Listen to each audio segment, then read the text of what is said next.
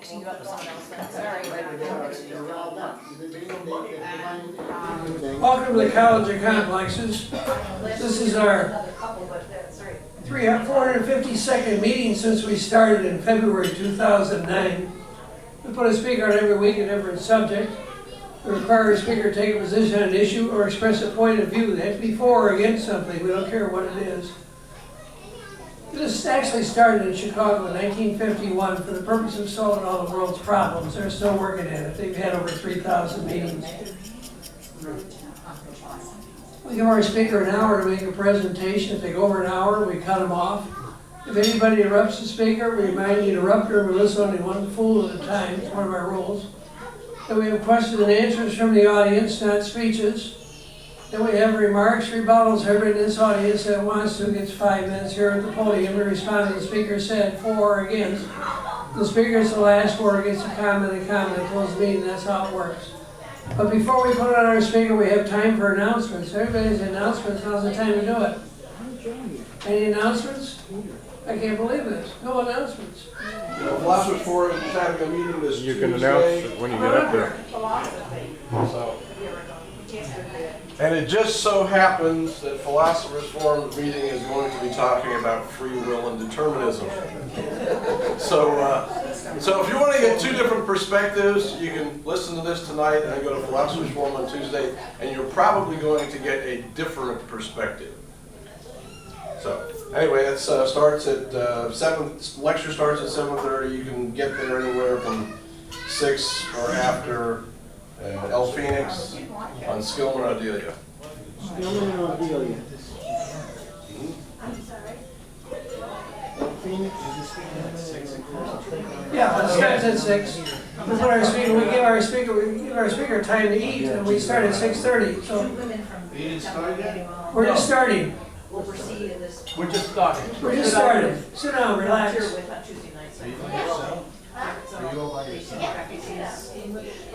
Okay, Tom, let's Any go. other announcements that you want to make? Any announcements? I guess, all right. Our speaker next week is George Lubeck. He's going to talk about in the beginning God is Earth only 6,000 years old. I won't read all this. It's on your itinerary, so you can look at it. On April 6th, we have Impact of Pine Barrow, Bonnie Parker and her baby daughter. Jim Gatewood is our speaker. It's on the itinerary there. Again, I won't read this. On April 13th, why today's Republicans is bad for loyal, patriotic Americans. That's Chris Mandow. He'll be our speaker that night. On April 20th, I don't have the title on here, but Dr. Chris Bold will be talking about, I can't remember what it is. Anyway, it's on there. April 27th, how to avoid eating a democratic and free society. That's Doug Brinkley and Peter Barol. They're coming from Chicago to talk about that, so that ought to be interesting. On May 4th, Texas 219 session, where taxpayers stand so far. That's Robert Montoya. He's going to be here talking about that. On May 11th, the hearing challenges solved with technology or not. Linda, I can't even pronounce it, Thibodeau, she's a PhD, she's going to talk about that. It's on the itinerary. On May 18th, What Makes Us Human, Jen Lee will talk about, she's a PhD in anthropology and a Mandarin member, she'll talk about that. And on May 25th, Does Time Really Exist? Patrick McElroy, an experienced industrial arts advocate, will be talking about that. That's on your itinerary. June 1st is the next open date for a speaker if anybody's interested. So, our speaker tonight is Ken Sauter. He's going to talk about can free will be reconciled with determinism. He has a BFA in design from Carnegie-Mellon, MBA Letourneau, I don't know if I'm pronouncing this right, Letourneau University. Letourneau University. He will discuss how the millennia there has been a debate about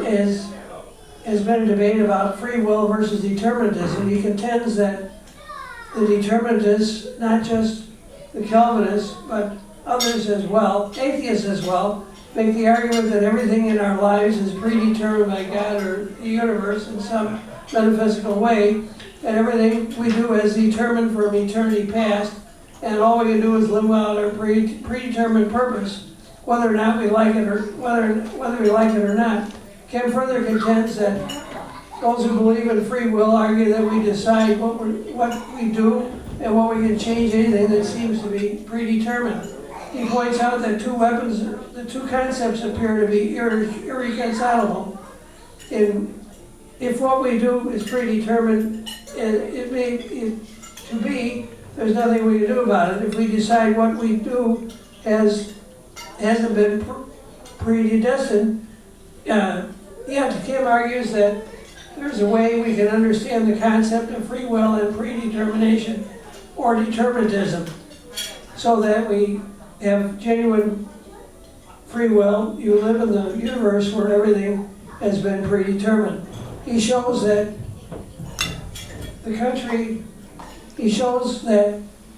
as contrary to our understandings of these concepts as it is, Kent makes a case for compatibility, the idea that free will can coexist with predetermination. Well, without further ado, please give a very, very warm welcome to Ken Sauter.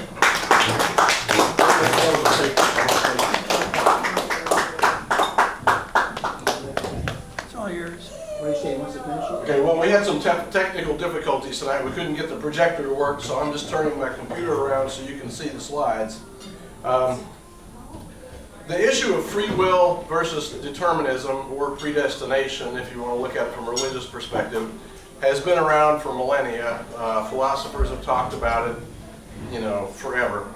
And no one's actually resolved anything. I think we can... Can you adjust the mic there so that's actually pointing to you? Whatever. Can you hear me now? Okay. So anyway, this is something that's been around a long time. It's a long debate. I'm not going to finish it tonight. But we can look at this and consider some things. First of all, why is this even important? Why is free will versus determinism important? Okay, it's it's a philosophical subject. Philosophers have been debating it forever and ever. So what? Well, the reason is because moral responsibility. Can everybody see this all right? No. It's all I can do, and That's okay. I'm going to have to look over the top and read it. So if we have genuine free will, we are responsible for we are morally responsible for our choices. Okay, if everything is predetermined, then your choices are already made before you ever got to making the choice, and so you're not responsible for it. So, and one of the best or worst examples of this would be in the Middle Ages when Calvin perpetrated his doctrine of predestination. We had some hyper-Calvinists who believed that every decision you made was predestined by God before the foundation of the world, and you couldn't do anything about it. So if you were predestined to go to hell, too bad, nothing you can do about it. No matter what you do, that's where you're going. And if you're going to heaven, doesn't matter what you do because you're predestined to go there, so whatever. So that presents a little bit of a problem, because if you think that way, then I need to be able to see this. Tell you what, I'm going to go sideways here, so I can see it too. Turn it around to yourself. We can't see it. It doesn't matter. I can read it pretty good. Well, I want you guys to see this, okay? So anyway, how important is moral responsibility? Okay, all legal systems are predicated on the premise that everyone is responsible for their choices, okay? Otherwise, you'd have no reason for a legal system. I mean, why even bother having laws? If people aren't responsible for their choices and they're just all predetermined ahead of time, they're going to do whatever they're going to do, and what's going to happen is going to happen. And you can't change it. Except that we all feel like we have a free will. Every one of us feels like we are making choices every day. Without moral responsibility, civilization would descend into chaos. Okay, there would be, I mean, we even had some things like, for instance, when Kate Steinle was murdered by this illegal, the jury in San Francisco basically said, we don't care, he's not responsible for what he did. So they basically let him off. Now, if that kind of thing keeps happening, and there are situations where judges or juries have let people off when they knew the person did the deed, whatever it was, because of some theory they've got, and they're just kind of letting people off because we don't think that person should be held responsible. If you're not held responsible for your choices, civilization would descend into chaos. And every choice, virtually every choice we make has a moral component to it. I mean, even seemingly neutral choices, it may not be overtly moral, but if it's just a neutral choice, it's going to be morally okay. Okay, so you make that choice and it's morally okay. So what is determinism? Okay, determinism is a confluence of forces in the universe that affects each and every seemingly independent agent that exists, causing it to act in the only way it could possibly act given those forces. Now that theory is based on the materialistic conception of the universe. If you listen to someone who says things like that, they're going to tell you that your decisions are based on chemical processes in your brain that are affected by various different factors, but it's going to affect the chemicals in your brain in such a way that you make the decision that you make, and that there's nothing else you can do. It's all based on the classical materialistic conception of the world and our place in it.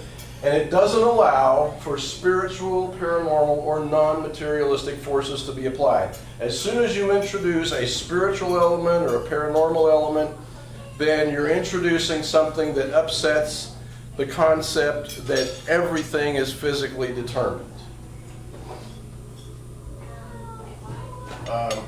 So, issues with determinism. First of all, determinism is a faith-based belief.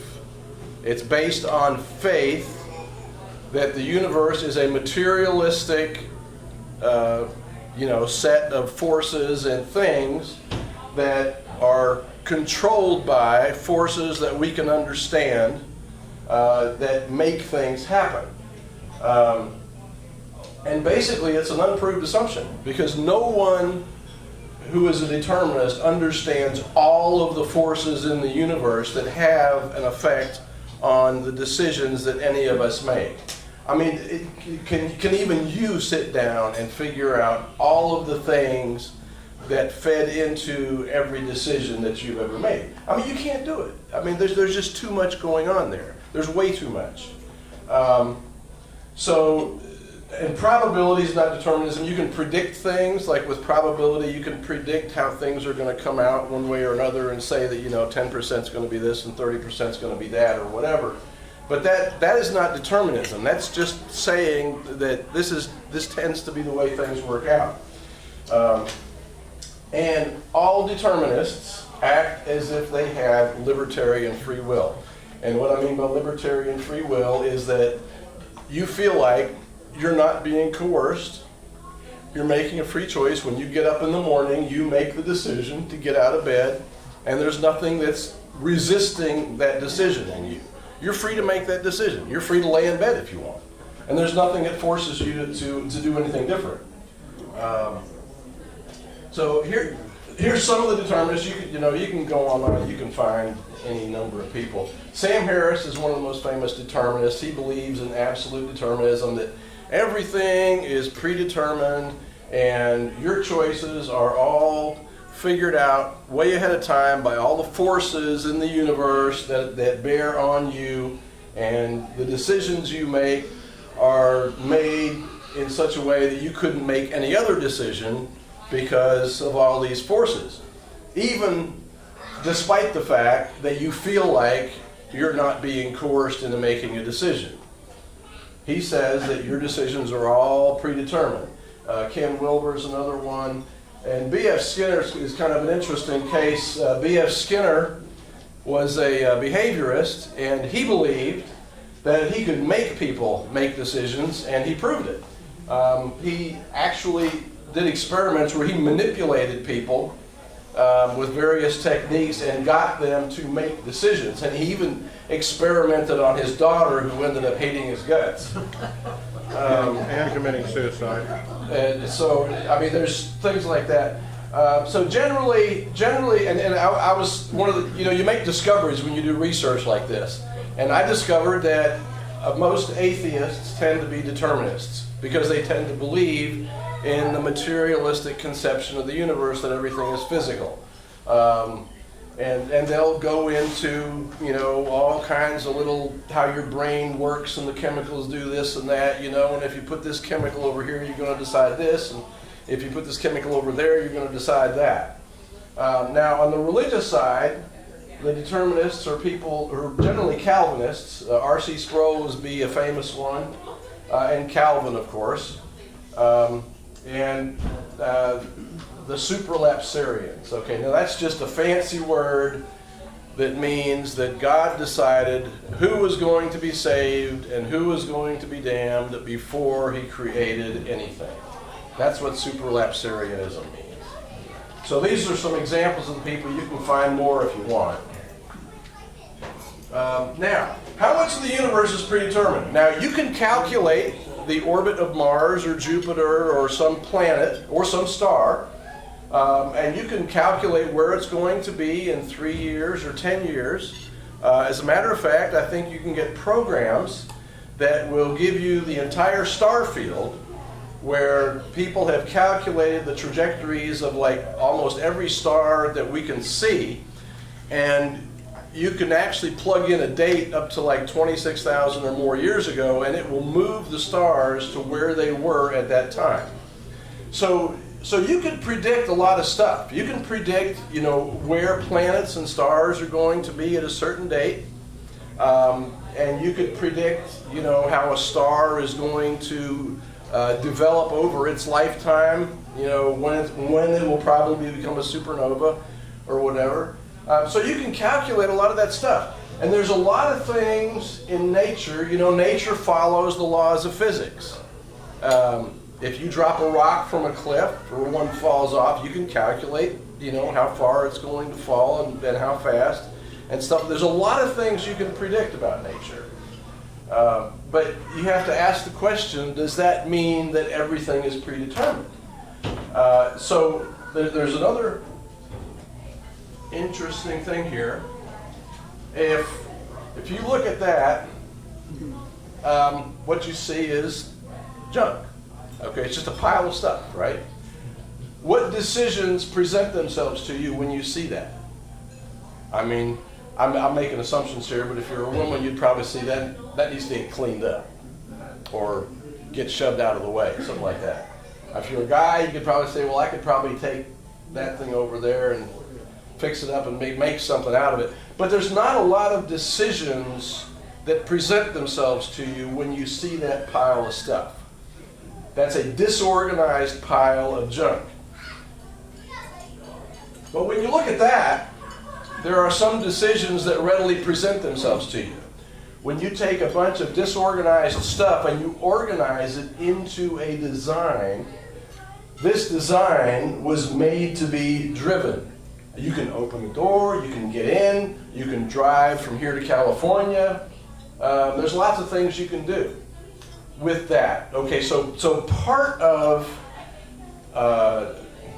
free will and determinism is that there has to be a certain amount of organization that allows you to make choices.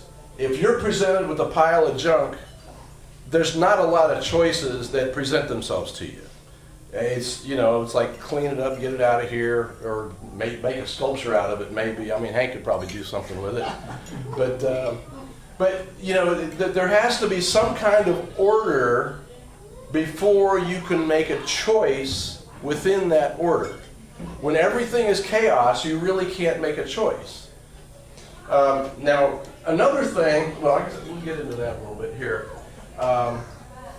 Why do secular philosophers tend to believe in determinism? Okay, because they believe that all choices are determined by brain activity. There's nothing outside the brain that affects our ability to choose. It's all based on chemical reactions. Okay, that's the materialistic conception of the universe.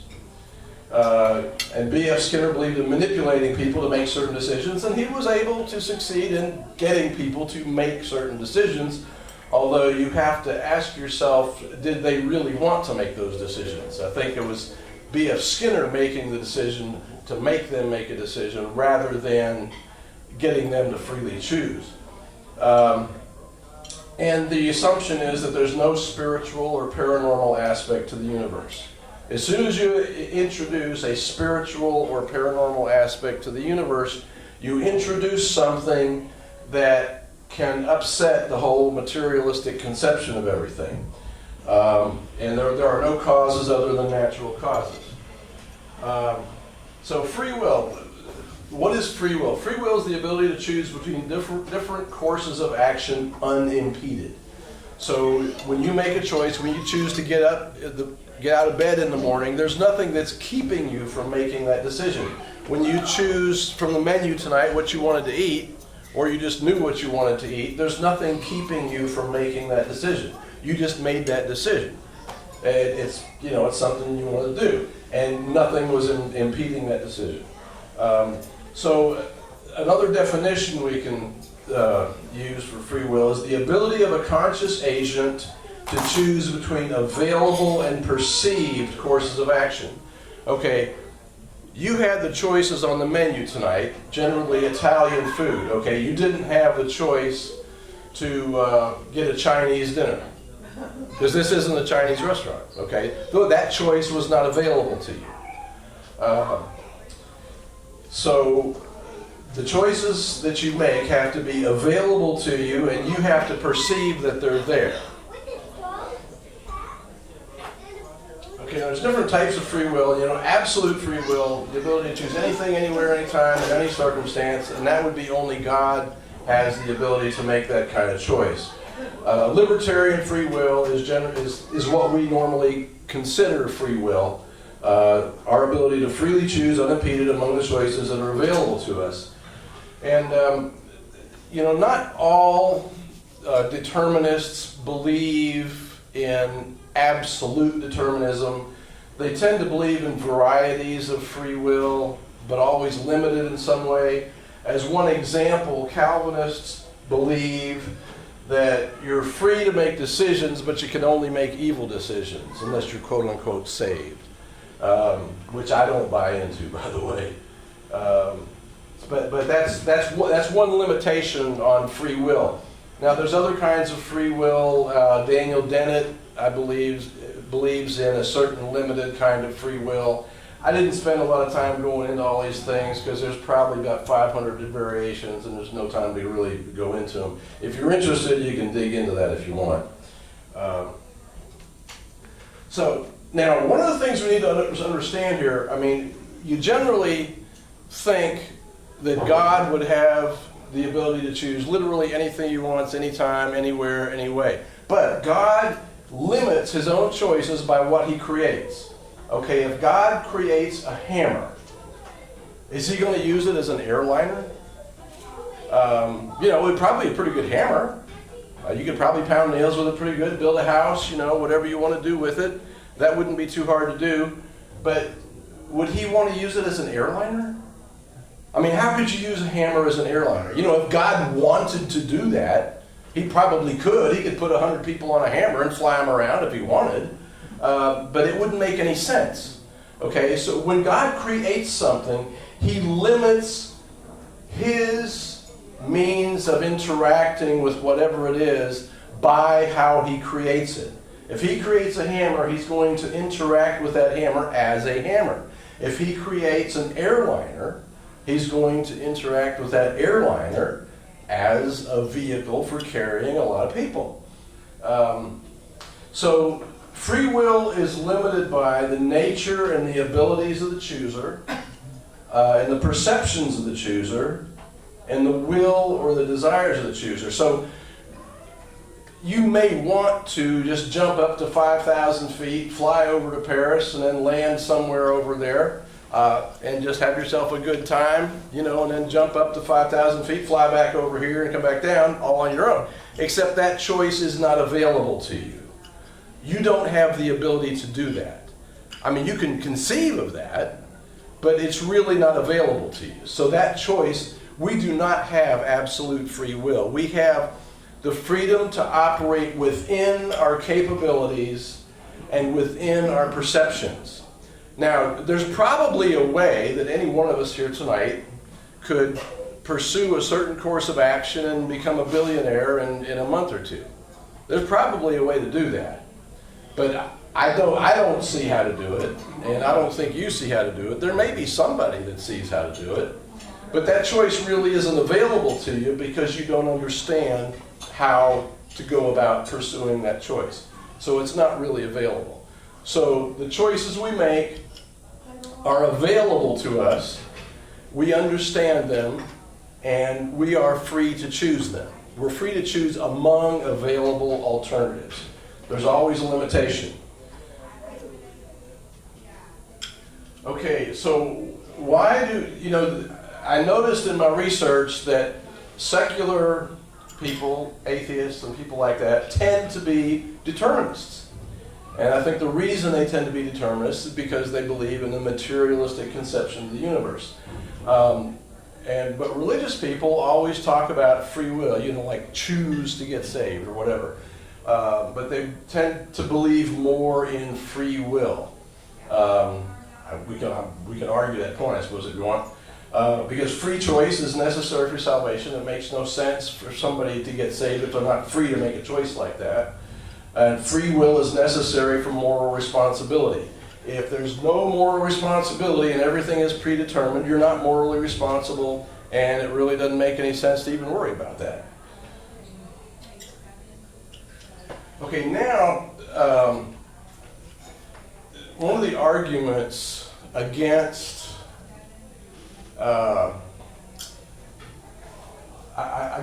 free will, I guess, is the notion of the materialistic conception of the universe. And what I wanted to do was find, like, scientific evidence of spiritual or paranormal stuff, and there's plenty of it. There's a number of books here, and there's websites here. If anybody wants these, I'll give them to you. But here's a few books. I bought this book a number of years ago. It's A Lawyer Presents the Evidence for the Afterlife. This is from a paranormal aspect here. He researches spiritualism, paranormal phenomena, seances, all kinds of stuff like that. Scientifically, does controlled experiments, takes examples of people that have experienced reincarnation, who feel like they lived like in a village in England in the 1700s, so they took them back to this village, and they were able to locate all kinds of things in that village, and there's no possible way they could have had that information in another way. So he deals with stuff like that, and other stuff. In Life Before Life, this is written by Jim Tucker. The University of Virginia has a program. Ian Stevenson started it, I don't know, 40s or 50s or whatever it was. He just died recently, I think in 2007. But he cataloged about 2,000 cases scientifically investigated of reincarnation. So their purpose in that program at the University of Virginia is to investigate all of this stuff that doesn't fall into the materialistic conception of the universe. And they've got tons of scientifically investigated cases with lots of details. So I understand that he's got like over 2,000 cases that he's cataloged with data of reincarnation. And the other thing to look at here is The Devil's Delusion, Atheist Pretensions to Science by David Berlinski, who is not religious. He's a secular Jew, and he debates atheists regularly. And basically what he says is that atheism can't back up its claims. And he makes lots of arguments in there. He's trying to figure out, how evolution could possibly happen, and he gave up at like 50,000 changes or whatever. So what I'm saying here is that there is a lot of scientific evidence that proves the materialistic conception of the universe is inadequate. And you can get into quantum theory here. I'm going to read these things. This is written by Henry P. Stapp, who's a quantum physicist. Quantum mechanics thereby provides a rational, science-based escape from the philosophical, metaphysical, moral, and explanatory dead ends that are the rational consequences of the prevailing, entrenched, and stoutly defended in practice, although known to be basically false in principle, classical materialistic conception of the world and our place within it. So this is a guy that studied quantum physics, and he's saying the materialistic conception of the universe that we've grown up with and been told that is accurate isn't accurate.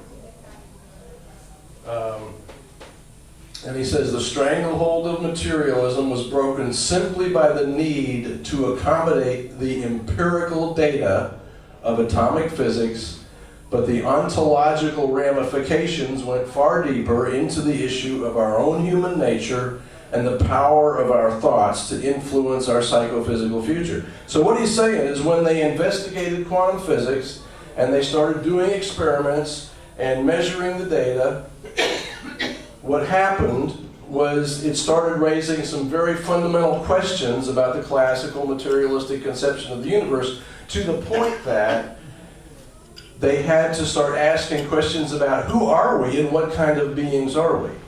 I mean, are we just physical beings and that's all there is, or is there a lot more? And I think their conclusion is there's a lot more. And the book reviewer here says, by contrast, he says the persistent insistence upon a materialistic worldview shows a reckless disregard for the evidence. So those people, particularly the hardcore atheists that insist on the materialistic conception of the universe, are rejecting evidence that is incontrovertible, that there is something else going on here.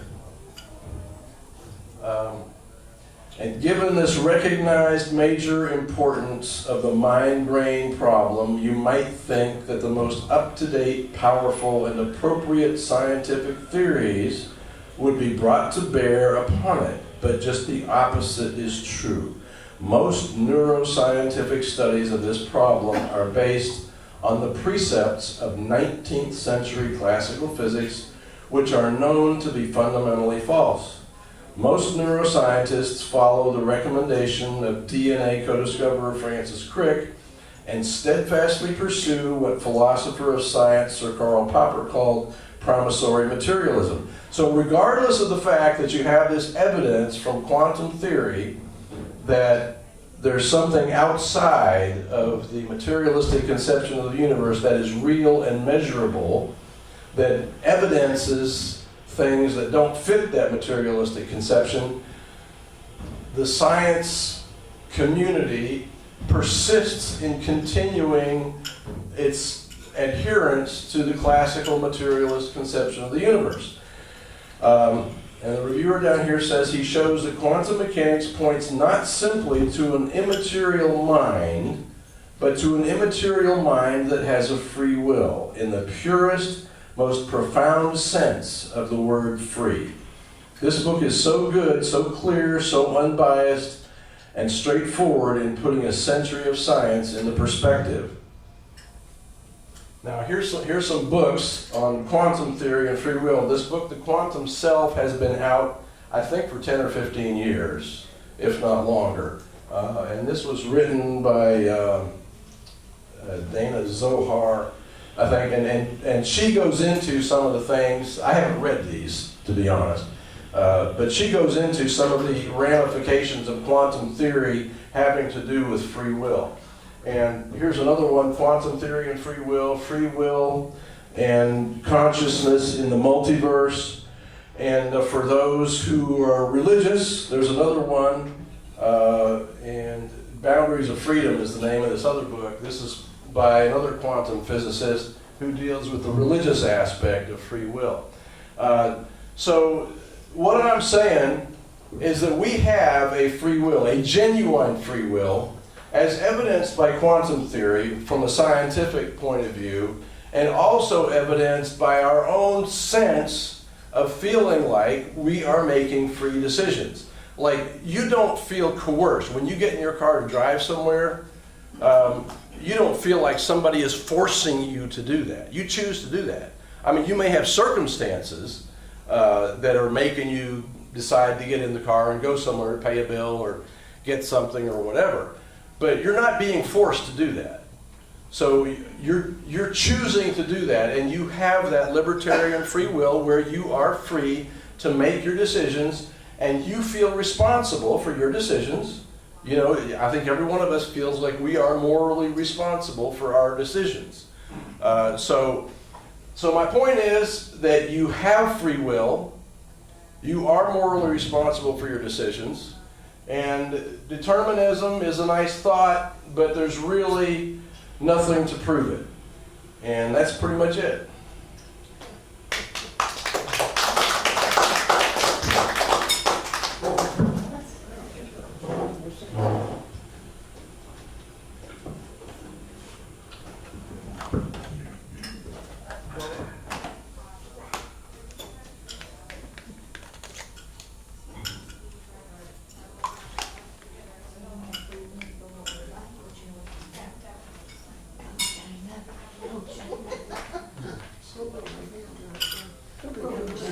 Good old electronics.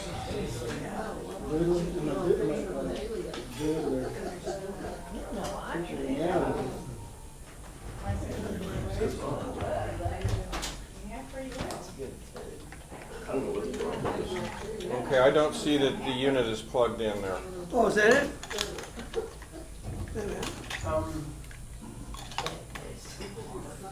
It doesn't look like the power supply is plugged in. You're right.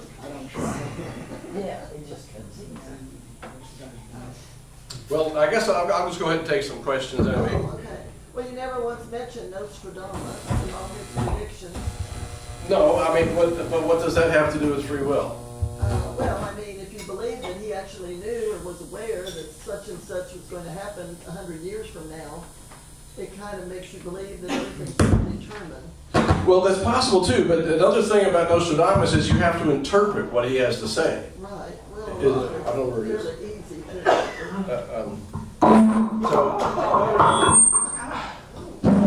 It's too loud. Man, I don't know what Good one now. Jeez. Hold your ears. But anyway, about Nostradamus and even predictions, there's like, you can have predictions or prophecies or whatever. And one of the examples that I looked at was Oedipus, where Oedipus was told, I think he was told, or it was predicted that he was going to kill his father and marry his mother, and things like that. And that's exactly what he ended up doing. But he didn't know it at the time. He just ended up doing those things, thinking that his mother wasn't his mother and his father wasn't his father. And when his father did something, he killed him. And then he married his mother. But it's one of those things where you've got this prediction that something is going to happen, and it may happen the way it's predicted. But that doesn't mean that the person or people that carry out whatever that is are being coerced into doing that. They're still making free choices. Well, I think we've all felt that we meet somebody and all of a sudden you think you were supposed to meet that person. Yeah. There's that strong feeling, or you're supposed to be in a certain place. And that may be. So, I'm not discarding the notion that there are things like that happen, but those are spiritual things. I think those are things that get into quantum theory, and somebody's going to have, I imagine somebody's already looked into it. Those are things, there are things that you can predict. It's kind of, in a way, it's kind of like, you can predict the orbit of Mars or whatever. And in other ways, I think you could also predict how certain people are going to act. But that's not necessary. It's not necessarily so that you know exactly who is going to do that. And it's going to be carried out by free will. Someone is going to make the choice to do whatever it is, and then you'll be able to look back and see how that was all laid out in some kind of prediction. But that doesn't mean that wasn't free will. Is the question? Yes. I was surprised when you ended abruptly like that. You had just run down determinism and made a case for free will, and it was advertised you're going to reconcile and rectify it, and I didn't quite get that. Can you encapsulate that? Determinism is, how determined are things? Like I said, you can predict, where Mars is going to be in 3 years with pretty close accuracy. And I think you can do the same thing when you're dealing with populations of people. You can predict that people are going to react certain ways. But which people act that way is open to question. One way of looking at this, if you want to look at it from the religious perspective, is if God predestines everything. The Calvinists, or people who try to figure out the Calvinists, believe that it teaches that every little decision all the way from the beginning of creation to the end of creation is all laid out ahead of time.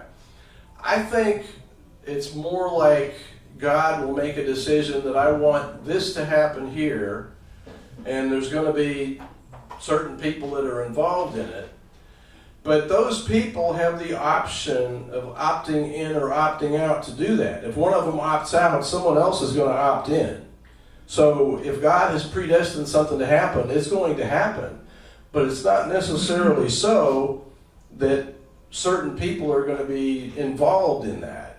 It could be that some of those people that perhaps originally were intended to be involved in that opt out of doing it, and somebody else opts into doing it. It'll happen if God wants it to happen, but it may not be the first people that were involved in that thing. So it's like predestination is there, but who is involved in that thing is open.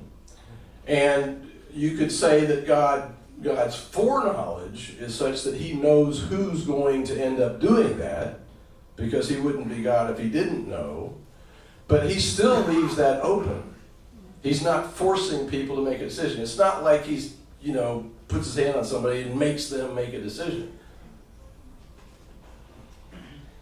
So does he make them make a bad choice? Well, I think that's where... People? No, I don't think God makes anybody make a bad choice. I mean, what God does is allow people to pursue what they're interested in. And, if somebody decides to pursue evil, they're going to make some bad choices, but it's not like God's making them make that choice. They're pursuing something that's not good, and they're going to end up getting influence in their lives that is not good, and that's going to influence them to make probably worse decisions. But, I don't think you can say that God makes people make certain decisions. There may be situations where God does that. I don't know enough to say that doesn't happen. But I don't think, I think we have free will, but when we choose, like if you choose to get involved with the mob, you're going to be making some bad decisions. And you're going to put yourself in a position where you have to make some bad decisions in order to keep from getting killed. So, but that's a choice that you made to get involved in that.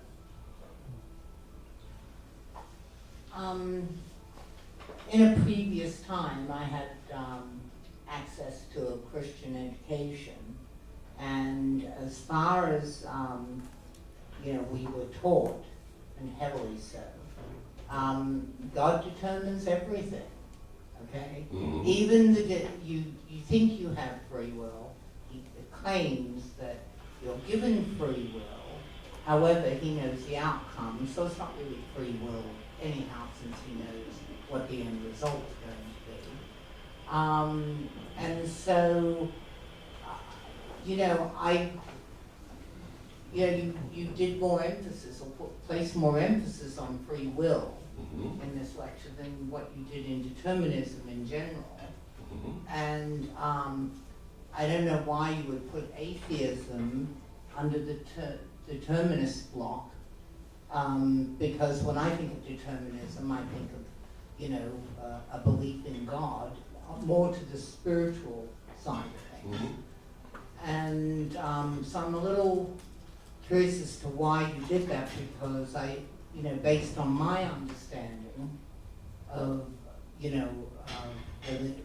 Christian religion, God knows how you're going to end up no matter what, and whether being defined disasters over the world or what have you. And as it relates to Skinner, was he a religious man? I don't think so. I don't think so either, because being a behavioral scientist, he believed that we were a product of our environment, which obviously, in a lot of instances, they can be faith-based, heavily faith-based environments, and so it makes sense that this person is going to be.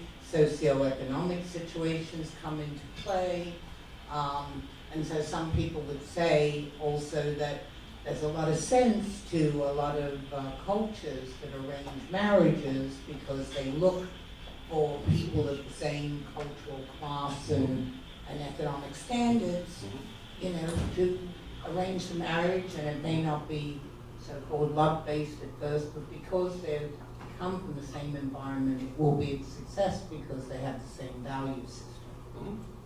Yeah. So I just, like I said, I don't know why it was. So I'm asking you why such emphasis on free will. Well, because if you're faith-based, to my mind, you're more a determinist.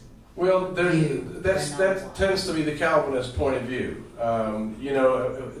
In one conception, God is not God unless he knows everything that's going to happen from the beginning of creation to the end of creation. But that doesn't necessarily mean that he's pushing buttons to make things happen a certain way. You can include in that conception free will, where he gives people free will and they are free to choose whatever they want to choose. He just happens to know how they're going to choose, but they still freely choose.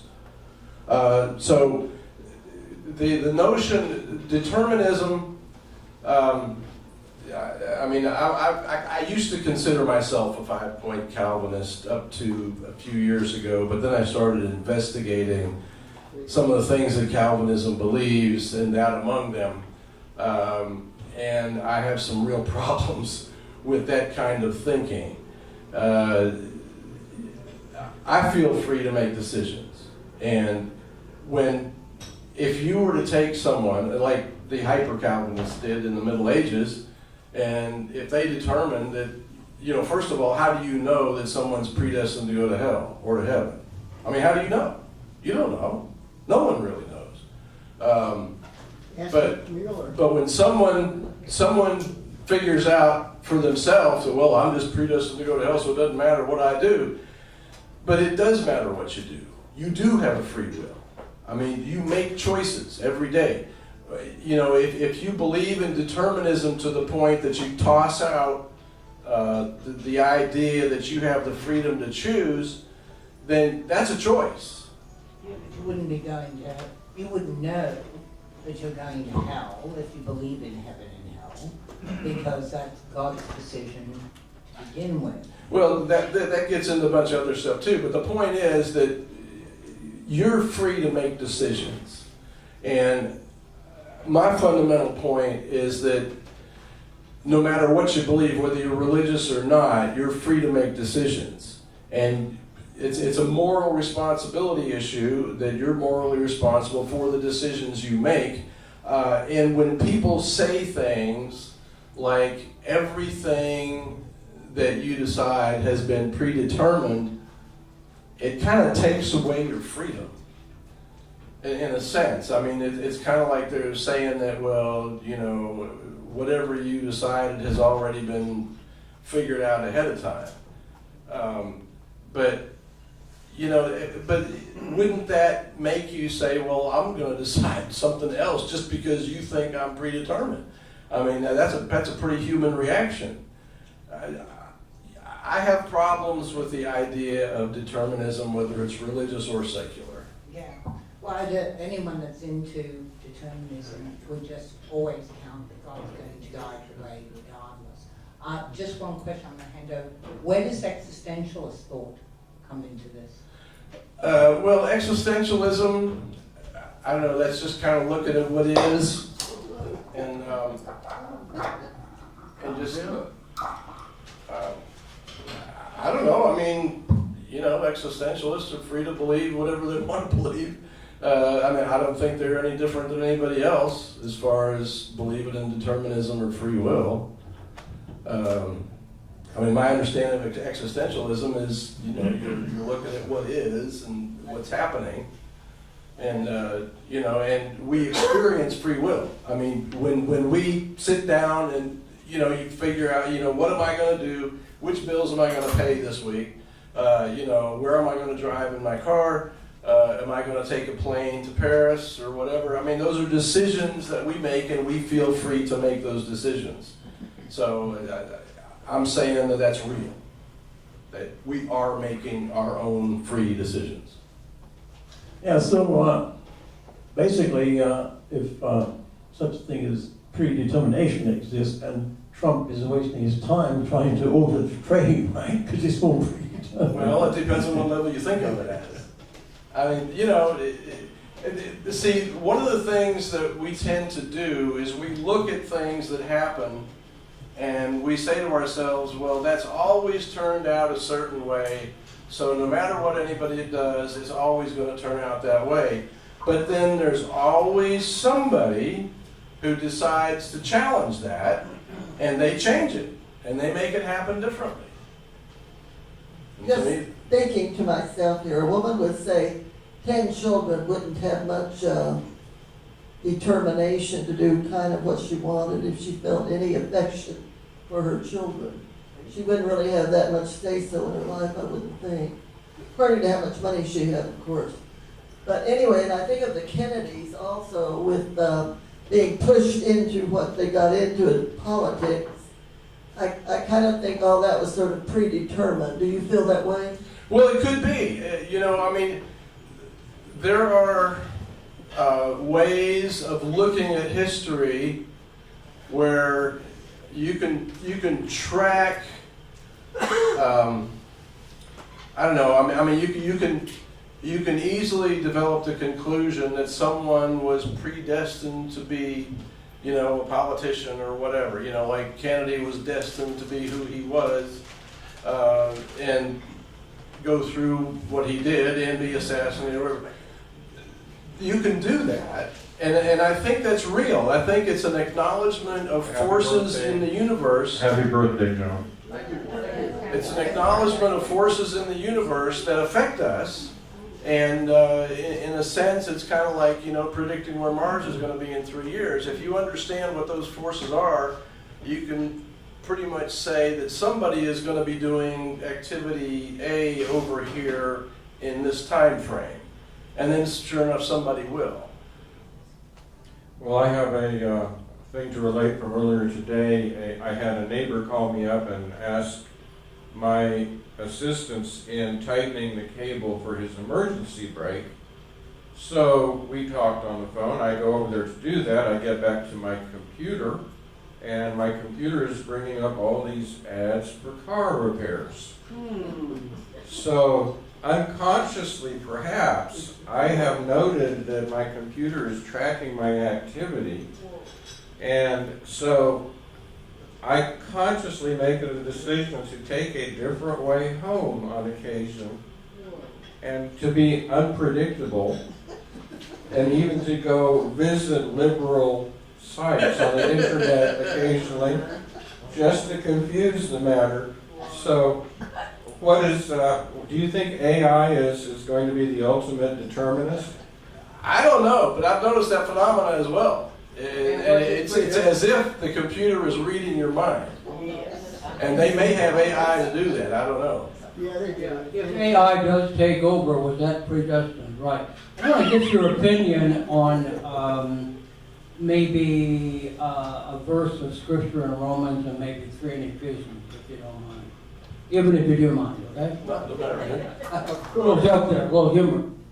Romans chapter 8, verse 29, it says, "For whom he did foreknow, he also did predestinate to be conformed to the image of his Son, that he might be the firstborn amongst many brethren."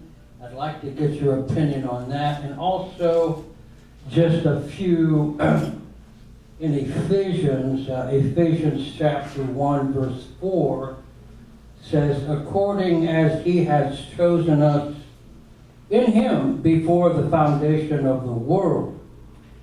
That's the first part of that verse. I'm going to skip the verse 5, the first part of that verse, "having predestinated us unto the adoption of children by Jesus Christ to himself, according to the good pleasure of his will."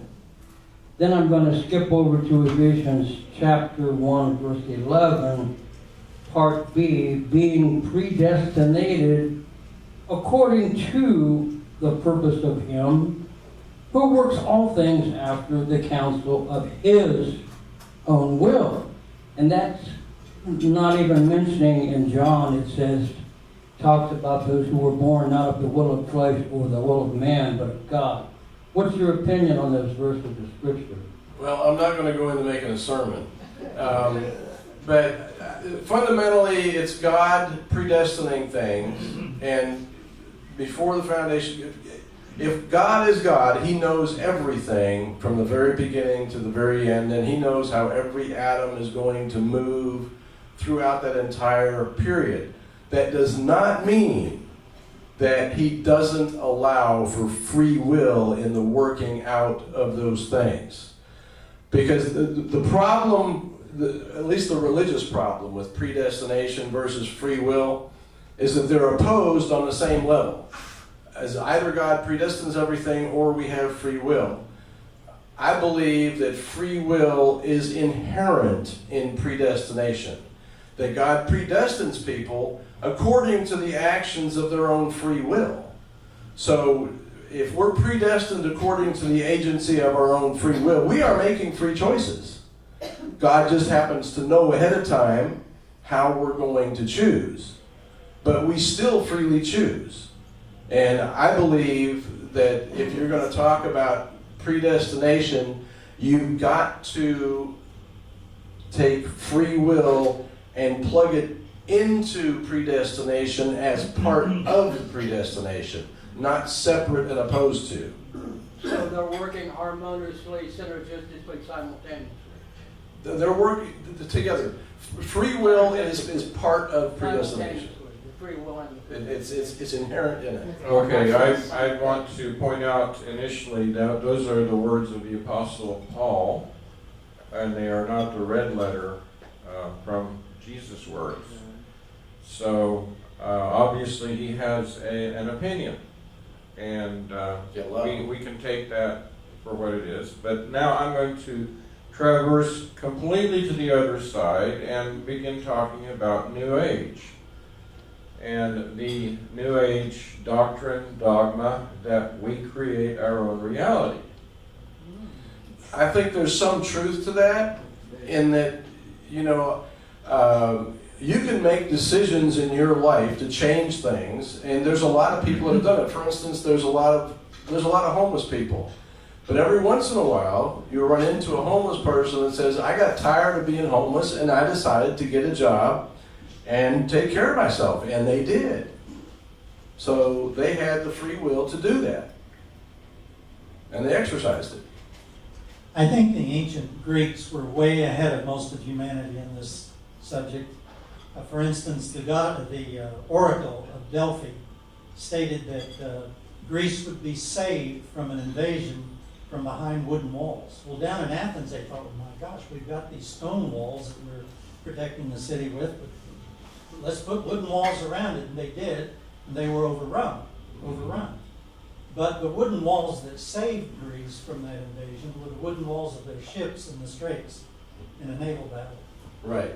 So they allowed it either way for whoever wants to choose. Right. See, the problem with stuff like that is like the Oracle at Delphi made these cryptic remarks that could be interpreted in many different ways. And the problem is that people thought they understood what the Oracle meant, and they ended up, I think there was a king, the king of Lydia, whatever, in Turkey, was told something that made him think that he was going to win some big battle, and he ended up getting sorely defeated because he didn't interpret it in the right way. So this is where I think it's very dangerous to take statements, especially cryptic statements that are intended as prophecies, like Nostradamus, for example. You and I. Because you can take them in many different ways. And it could be, interpreted one way and it's all the way over here, interpreted another way with the same words and it's all the way over here. So to me it makes more sense to just do the sensible thing, whatever situation you're in. One other little thing about Delphi, I was there on a student tour in '63, and we had come down from way up on the hillside, which was probably a couple of thousand feet up, and I was sitting on a wall waiting for people to come down, and I remembered that, I forget the names of them, but one god told one of the guys that where he sees two eagles meet in the sky, it was either the center of the earth or the most beautiful place, and that's where he was to found the Pythian Games, which were every 8 years that preceded the Olympic Games. And so I was sitting there and had read a lot of Greek stuff. And I looked up, and about 2,000 feet up this straight up cliff, eagles were soaring out. And I knew right then that God told that guy that, and that's where it was. Greece just comes alive. I love Greece. Amazing stuff. The thought that comes to me is that if you're being chased by a bear, and you know what a bear can do to you if it catches you, it's a pretty horrifying experience. Is he talking to the mic? If you're being chased by a bear and you know what a bear can do to you, it's a very horrifying experience. But so you run, you finally make it back to your house, and you realize that it was your lab that was chasing you and not a bear. Okay. So you actually did experience what you did experience the horror of being chased by a bear, in the sense that you truly believed it and you experienced the horror of it. I would say that our life here, even if everything is predetermined, we experience life as though we have a certain control over it. Mm-hmm. So it sort of doesn't matter. Yeah, I think fundamentally, we make choices, and we are responsible for our choices. So when somebody says that everything is predetermined or predestined and you can't do anything about it, to me that's an abdication of responsibility. I mean, you are morally responsible for your choices, and you need to sit down and figure out, what do I need to decide in this situation. Well, the more I think of this, I think the women are the ones that have babies, right? Mm-hmm. Last I knew. So they don't necessarily have quite as many choices as, say, a man, correct? Well, I mean, depends how you look at it, I guess. Hey, it's my turn. No, they have more choices. More choices. Go ahead, All right. Am I allowed to Go for it. change the subject here? So, this whole thing, anyway, well, I wrote it down. Do animals have free will? And what about the jelly in the bread when I drop it? Is it determine itself? It's going to land on the peanut butter? Well, I mean, the jelly and the bread follow the laws of physics. What about the animals? Well, I don't know that, you know, show me an animal that's built a civilization. There isn't one. That, I mean, ants build mounds, termites build mounds, and they build like little cities, I guess, if you want to call them that. Beavers build dams. You know, animals do various different things, but no animal has ever built a civilization like man has. So there's a distinct difference between the ability that animals have to choose whatever they do versus man having a literal free will and being able to choose whatever he wants to do. By logic, would animals be like Mars? You could just predict them? I don't know that they could be predictable in that way. Well, that's what I mean, when you talk about a living being, you got different rules than you have with inanimate I was objects. just wondering if you had a line somewhere, microbes or atoms. Well, I don't know. I mean, I don't know enough to give you an answer for that. I think what he's referring to is the difference between autonomy, which animals obviously do have, Mm-hmm. and the issue of will, which you can Which people have. presume that people have. All right. What do you respond on that? Well, I mean, you know, animals do have autonomy, but they have autonomy within a certain realm. Like, you know, lions will eat antelopes and, you know, water buffalo or whatever. And that's generally what they do. I mean, you know, lions don't do much else other than eat other animals and then sit around and take it easy. That's what they do. And animals tend to follow their instinctive habits, whatever those are. Well, the same thing could be said for us. We just have a wider, more range, especially. Well, we do, but we also have the ability to conceive of things that are beyond the realm of what we normally interact with. I mean, you can think about space, you can think about, you know, you can think about other dimensions if you want, which would be a completely different experience. There are a lot of things that completely violate the so-called laws of physics and nature and so forth that really cause me to question whether they really are laws or not, or is this just part of a whole matrix in which we're living. I'll give you an example. You can find on YouTube now, I think it is, where a young girl was kidnapped in Africa. And she was trying to escape these kidnappers. And 3 lions out of the wild came up and chased those men off and stayed around her and protected her until the police came to pick her up and the lions left. Now, that violates the so-called laws of wildlife. Well, it does. Another thing that I think I've mentioned here in the past is that I was listening to the radio years ago on the news. A German paratrooper went out at 3,500 feet above Rhein-Main Air Force Base and the chute didn't open and he landed in the concrete runway. And that evening, when the astonished reporters were interviewing him, sitting up alertly in his hospital bed with his one broken leg and a bunch of bruises, no other internal or external injuries, they said, "How in the world did you survive that fall?" And he said, "Well, our instructor taught us how to land right. And he taught us that if we did land right, we could survive any fall."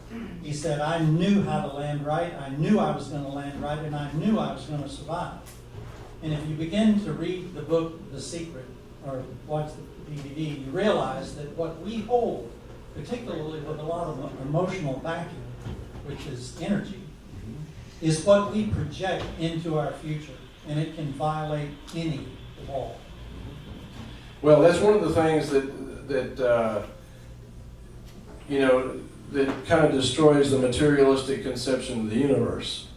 The notion that the universe is all based on the laws of physics as we understand them and have understood them since the 1800s doesn't really hold a lot of water when you start getting into quantum theory and things like, you know, just anecdotal things like that. just since somebody brought this up, I was going to bring up the legend of a creature called Evie that was held underground near Dulce, New Mexico, and was only communicated with through psychics that the government employed to communicate with this being. And Evie stated, Evie stands for extraterrestrial biological entity. Evie stated that in his view, or their view, beavers built dams and humans built skyscrapers, no difference. Well, he's entitled to his opinion.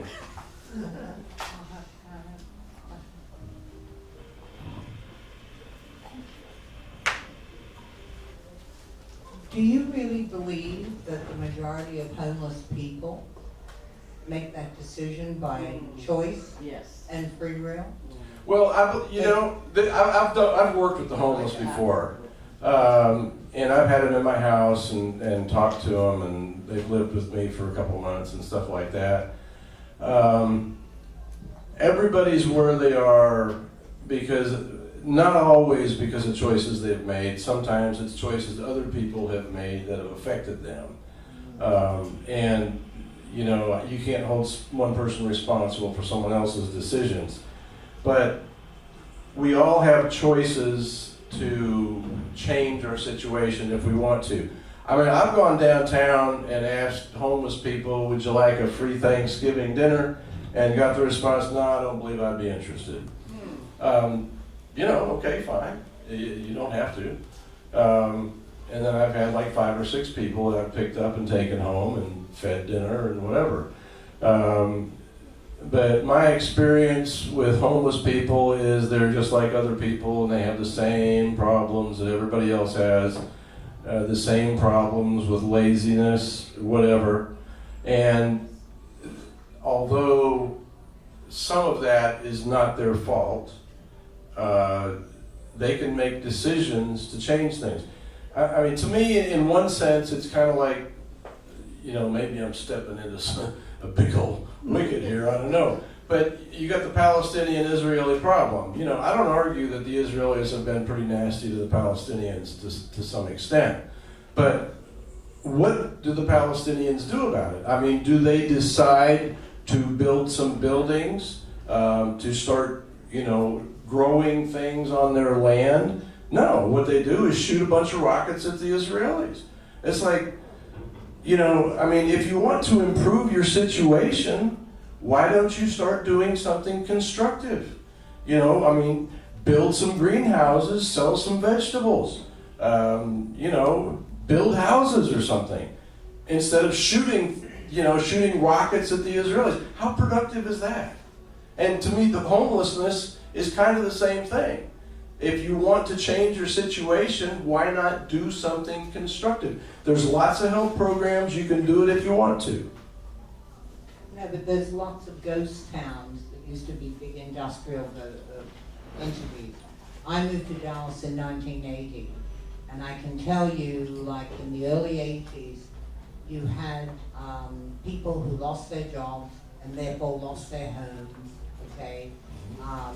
The people at Flint, Michigan are an excellent example. They didn't ask to be in a position where a sheriff knocks on their door one day and removes their furniture to the street. Yeah. Sorry, I don't think that's a choice. I don't think it's a choice that they lost their jobs of 10 and 20 years because of corporate greed, okay?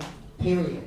And so in the 80s, the early 80s, you know, carloads of families were driving to Dallas. I remember it clearly. And they were sleeping in their car because they didn't have, you know, they were looking for an opportunity to get employed. They certainly drove a long way from all parts of the country. And, but that's where they slept and went to missions to shower and stuff like that. Right, well this goes... And a drug addicted vet, you know, Yeah. doesn't make a choice to necessarily Well, end up homeless. I He's a drug understand. addict. He's sick. Okay, so what we're dealing with is not just choices that we make, but choices that other people make that affect us. Okay, and you can't control what other people do, but you do have to deal with it. Yes, but So- sometimes you can't. Well, right, so what do? Do you sit around and blame other people, or do you pull yourself together and say, I'm gonna do something about it? I mean, that's a choice you have to make. No, I understand that, but I'm just saying that there are other circumstances. Well, right, that's correct. And just as an aside here, you know, if God predestines everything, part of what he has to do is allow people to make free choices. And in this sense, he has to allow his adversary, the devil, to make choices and let those choices have an effect. If God were to stomp everyone that made a wicked decision, every time they made a wicked decision, there'd be a whole lot of stomped people, and there really wouldn't be any freedom to do anything. Because you'd know you'd get stomped as soon as you made a decision that God didn't like. So part of free will is God allowing people to make bad decisions, affect other people with those decisions, but then each of us has the decision as to how we deal with those things that affect us. You know, I forget the name of the famous Russian author who wrote about the gulags. Solzhenitsyn. And actually, I think it was another one, but the Jordan Can you Peterson. speak into the mic? The Jordan Peterson, the guy that Jordan Peterson always references. In any event, his point was, in these gulags, there were just horrible conditions, and some people chose to do the best they can and help as best they could, and other people went mad. And I think at every level, human beings have the ability to choose. It just may not, even if it doesn't turn out well. But I think. Yeah, they certainly didn't choose to go into the gulag in the first place. No, they didn't. But they had choices while they were there as to how to respond to it. Yes, but it's all the stuff that leads up to a scenario that you're in a stop. And I don't see how morality is being practiced to ignore what has happened. And I do agree that women have less choices, yet they are anchored with the responsibility of being morally responsible for whatever happens, you know, and physically responsible for whatever happens to all those children that they have in the first place. Well, I wouldn't leave the men out of that. I think the men that made those things happen are responsible for the results But of it it. still falls on women to have all the kids, you know, potentially. Yeah, but Oh, it- you know, in the old days. Yeah, well, I mean, it falls on the responsibility falls on the men to take care of those women. But most of them aren't. Okay. Last night, I encountered a homeless person driving a shopping cart down the street, and he was collecting metal, and he was going to various trash cans to go through for aluminum cans and so forth. And this is actually the second or third time I've run into him, and I stopped and I gave him a donation because of his industry. In other words, he was not just in a situation down and out, but he was actively doing something about it. The first time I ran into him, I actually gave him a ride over to the local scrap metal place so he could cash in his 2 big bags of cans that he was dragging around. But I mean, he inspires me because he's taking action. And herein is the crux. It's this action versus passivity in the face of challenge. What do you have to say about that? Well, I mean, to me, it's the old argument. Well, you know, it's a situation I got shoved into. But people did me wrong, and I'm stuck here. So I'm just going to complain about it, and and ask people to take care of me, or, I mean, I'm in this situation, I don't like it, so I'm going to do what I can to change it.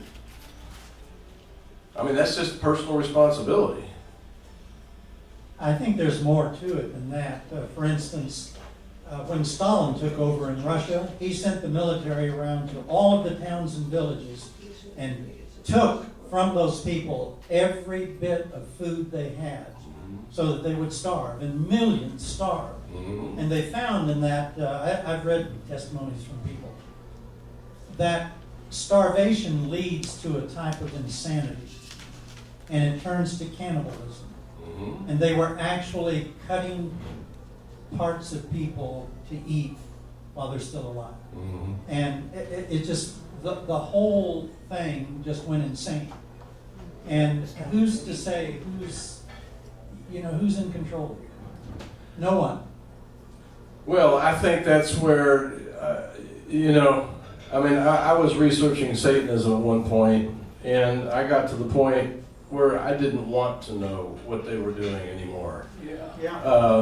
Because there's things that happen that people do that are just so horrific. You don't even want to look at it. You don't want to hear about it. You don't want to know about it. And it's the fact is that if God didn't allow those things to happen, He wouldn't be allowing free will. Okay, we're all through. Good. You get-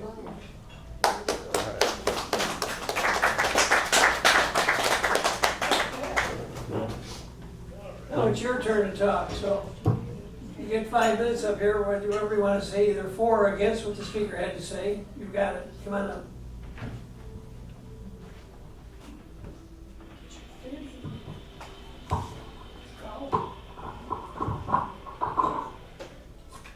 I think we need to give the Creator a pass. A lot of stuff gets blamed on God because of various conceptions about God that may or may not actually be the way things are. I know that if you go to some of the rabbinical studies, you find out that in fact the actual concept of free will boils down to the fact that we are unique creations in the image of God. God has free will. Therefore, His creation, His image, has free will as well. Or it would be an imperfect image of the Creator. This fundamentally goes back to this idea all men are created equal, which is the foundation of the individual liberties in this country. Now, obviously, not everyone is created with the same abilities. So, we're dealing with a bit of a dichotomy there, but at the same time, there is this fundamental thing that you can have a creator who has given this gift of his image to his created beings and also knows that this will be misused. But another kind of interesting thing of it is I've been circulating links to some of the folks here about a very interesting guy. He purports to be a scientist, but then he gets into other dimensions, so it's just kind of like he's crossing some lines there. But his name is Doug Vaught, and he has a program he calls the Die-Hold, which is to me a very repulsive title. But what he claims to have discovered is that our sun goes through a mini supernova every 12,060 some years. And we're due for one in 2046, between September and December. He describes this as a virtual clock pulse of our solar system. And he points back in history to the fact that we've had cataclysms. We lost Atlantis about 10,000 BC, according to Plato. So you start looking at this, and you realize there is maybe perhaps some kind of a time clock going on. Now, Doug Vaught is saying something that interests me because I'm not a believer in man-made anthropogenic climate change. But Vaught says the sun is going to be beginning to go through some activity which is going to cause global warming. Now, I think it is a total irony that many people in the world are convinced that this is caused by human activity, which means we really are going to have a hard time arguing against global warming when the evidence starts presenting itself. And so Vaught's work, whether you want to debunk him or study him, I think is interesting from that regard. Now, one person who disagrees with Vaught is Cliff High. I don't have the greatest respect for Cliff High in his research.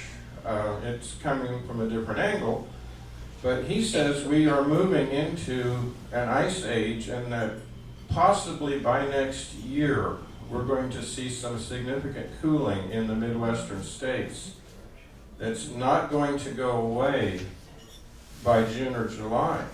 So we have these two countering predictions coming up. Somebody's going to be correct, somebody's going to be incorrect, or maybe something alternative is going to happen, a third thing.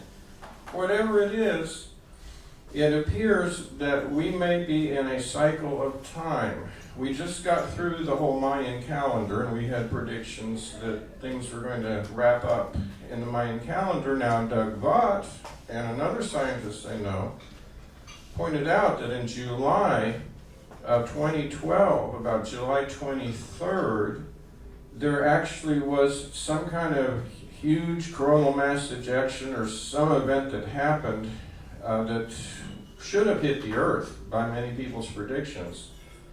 And during those hours when this huge ejection from the sun was whizzing between us and the moon, our brave Congress and their families were visiting Mount Weather.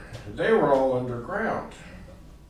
And they didn't give anybody a clue out here. So if it's all coming down on us, at least I'd like to know it's coming, wouldn't you?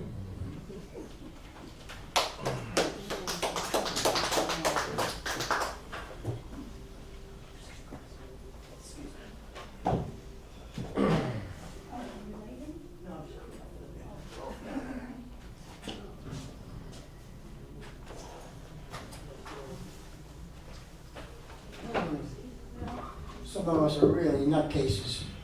Is that by free will or by fate? Oh, man. Well, I'm just going to go off on my own because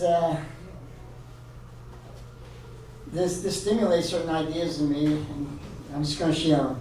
I think we can look at it, the rise of science and the dissolution of the old-time religions.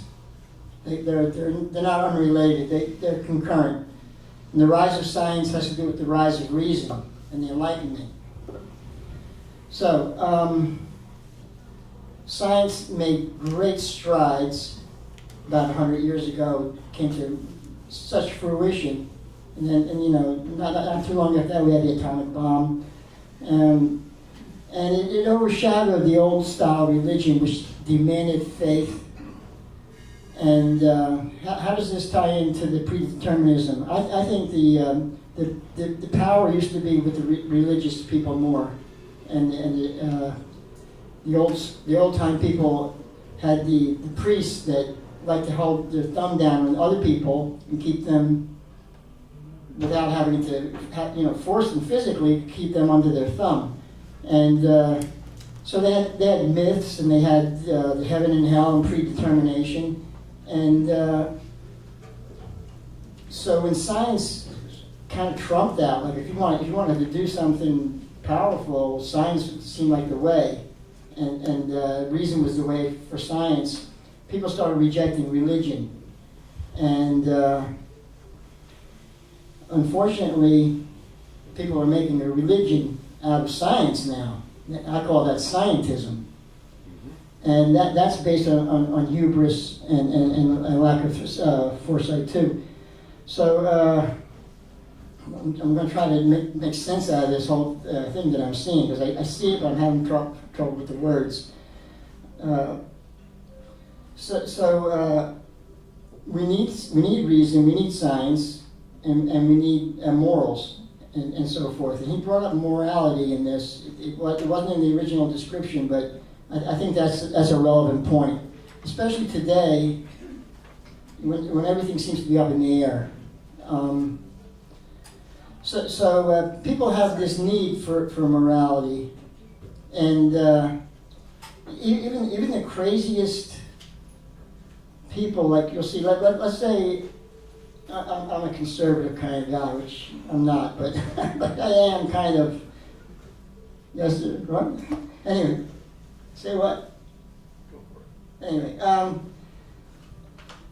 they have a strong moral thing. If they get on the internet and they start raving about something, let's say some blue-haired lesbian, transgender thing that does all kinds of weird things, you know, that I'm totally against, and goes out and hits people behind the head with bike locks and all this stuff, they still do it out of a strong moral sense. I might consider them deluded, misinformed. However, within us all, we have this need to fill this moral void. In the old days, it was pretty easy because it was so uniform that the religions and the priests, they told you what to believe. And now that's kind of thrown out. And then now we have people that have rejected science as well. For a while, science kind of got in there.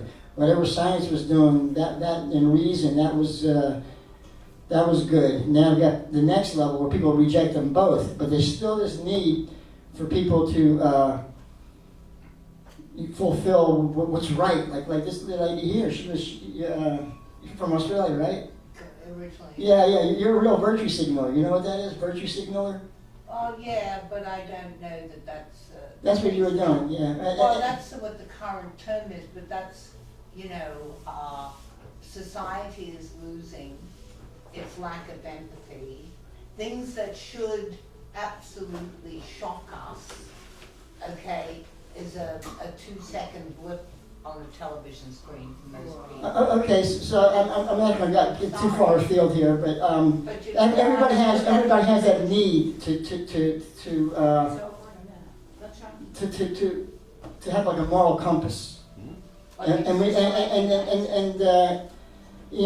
I might disagree with you on some specifics, but we all have that need, just like we all have lungs and a heart almost, and what we're finding out, at least in this culture, most of the people that hate Christianity, that hate America, all their moral compass is based on Judeo-Christian civilization principles. They don't realize it, but the things they consider fair, we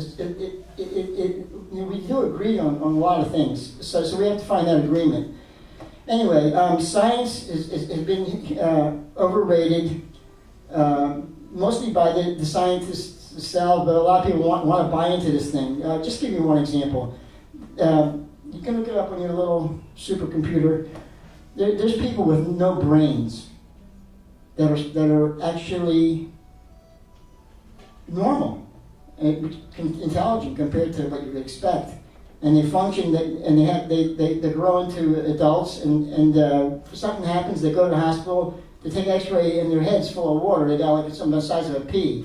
That's doing the whole thing. Why did I even bring that up? Just because science does make great strides. We got to give the devil his due, and we have to take advantage of it and so forth. But when they start arrogating to themselves omnipotence, it's ridiculous. In the span of history, it's a blink of an eye. Science is so young, so mature. Maybe it's becoming a teenager now, and it's rambunctious and thinks that it's a lot more powerful than it is. So it does amazing things, but it's pretty much no substitute for nature. When people start trying to substitute themselves for God, replace God with science, it's a bad way to go. Oh boy, I'm trying to tie this into his talk. And anyway, so you went out totally for free will. I don't see how you rectified anything. I mean, that was like, I'm free will. That's what I got out of it. But It made me think that determinism, is that just, things that on a macro level, or is it things even in the atoms of our bodies and the incredibly, almost infinite universe? There's all kinds of things going on. How much of it that's predetermined? I think, I'm going to try to encapsulate it maybe one way, that maybe what you said would be there's laws in nature that are there, that are almost like the predetermined side that you agree with. I don't know. That's kind of not very exciting, but there is free will, definitely with people. This question is free will with atoms. Anyway, I better get off of here.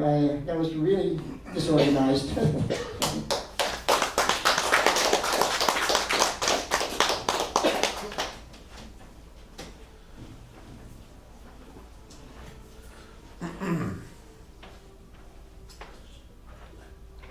I've given a lot of consideration to my ability to choose, because for me, my ability to choose defines me more than anything else. So I don't mean to keep doing the lab thing, but if I have my dog, let's say, and my dog wants me to tell him he's a good boy. My dog wants me to tell him what to do. If there's a problem, he'll look, if he can't get inside, or if there's a piece of food he can't get to, he'll look to me. He doesn't really choose. He wants me. He wants me. He's connected with me. And then one day, for whatever reason, I beat the dog, or whatever. He has to. He's forced to separate from me. And then he's sort of a different being at that point, where he all of a sudden understands, I can choose to leave this guy, I can go. And I remember when I go to Mexico, the dogs are like that. I'd see some dog, I'd say, come here, and then the dog would growl. And the dog had its own agenda. It was quite clear. It didn't need anything from me or want anything from me. So for me, I'm sort of that way with God. I mean, I think, I would like, I looked to God for guidance, or I looked to God to tell me I was a good boy. I looked to God, and then I just came to realize that I have the ability to choose. And just as that dog one day, the Mexican dog, the dog in Mexico has his own agenda, I come to realize that I am separate from God because I can choose. And if God had not given me the ability to choose, I would perpetually be my dog, my American dog. So for me, the ability to choose really makes me a separate creature, and it makes me a lonely creature.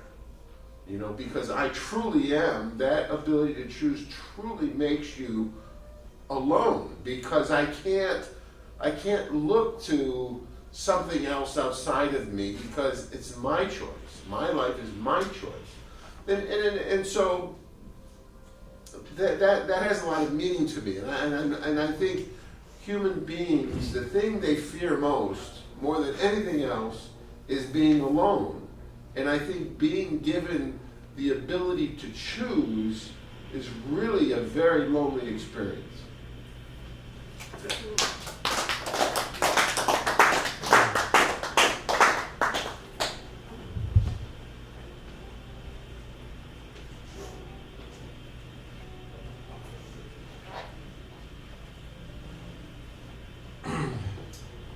Well, Peter just left. So this is He chose mainly, to leave. he chose, He yes, chose the bathroom. and yes, he chose to go see a man about a horse. It was predestined. It was predestined. But that lonely place then is a place to begin from, to then question and begin aligning oneself with what is in fact the will and the intent of the Creator. And that is, some people who've never arrived at that place, one of the great, I think, treasures of Carl Jung is that Carl Jung laid it out that people need to go through a process of what he called individuation. Now, he wasn't really free from the oversight of his profession, so he couldn't speak as honestly as I feel like he wanted to. But until you are completely yourself as an individual, what do your free will choices amount to? What is their value? I think any creator worth his salt is going to want you to have come to that place where you are your own person and your decisions mean something.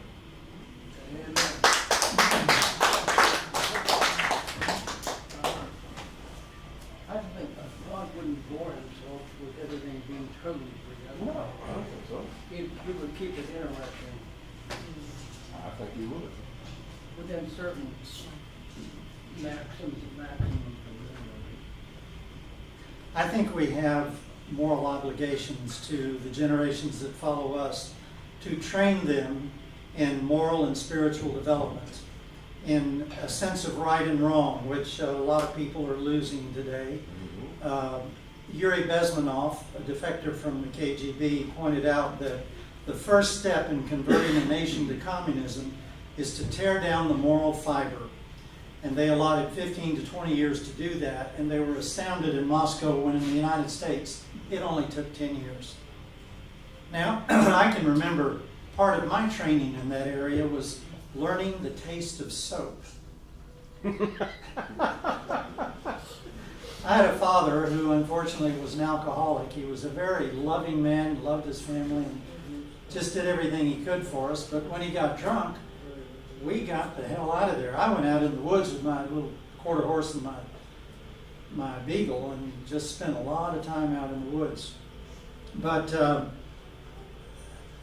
you begin to learn by observing others and seeing the effect of others' conduct upon yourself and others. There's one type of person in society that really I think is incorrigible, and that is the sociopath, because they do not have the concept of feelings about or caring for the needs and the wants and dislikes of anyone else. They are governed by fear of punishment and hope of reward in everything that they do. It's not feelings at all. And they're willing to go to any extreme with anyone else as long as they're going to gain from it. They don't care what the pain is. And I think we see a lot of this in a lot of the warfare that's taken place around this world. It's the biggest profit motive thing on earth is warfare. The greatest amounts of profit are made by all of the companies that build the goods and all of the banks that support both sides of the wars and carry it out. They make the most.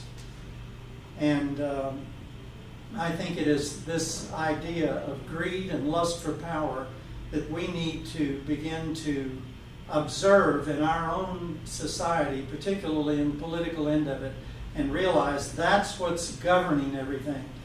And contrary to your viewpoint, I no longer like the word capitalism. I understand why you like it.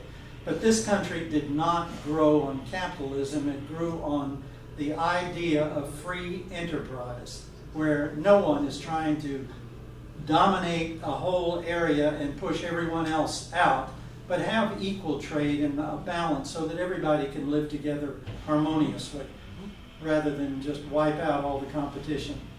Capitalism has developed in this sense with people like the Rockefellers of taking over the entire oil industry and taking all of those billions in for themselves and to hell with everybody else and let's make all the money we can. And perpetrate things like the absolute myth of the idea of so-called fossil fuel. There never were enough plants and dinosaurs to fill up all the ships that have carried millions and millions of barrels of oil. And oil keeps regenerating because the earth makes it. Pressure and heat deep down under lubricates slippage of plates, in my opinion. I think that's what oil is all about. But still, I am with those people who are concerned about the pollution of the planet, because humanity is the most irresponsible being on this planet. Humanity does not know how to blend with nature. I feel so fortunate that I grew up in a small town right at the end of the paving out of the courthouse that was 2 miles away, and had woods out there where I could go out there and have refuge and get closer to nature. I love nature.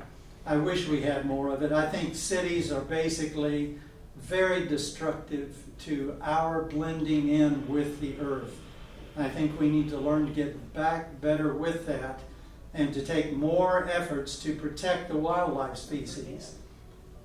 I look at all of the elephants and rhinoceroses that are killed for the tusks, and their offspring that are very feeling animals, limited only by their body form. Take an elephant, for instance. You can go on YouTube and see where one big elephant takes a paintbrush, not easy for it to hold on to with its trunk, and goes over here and dips paint and comes up and paints a very nice picture.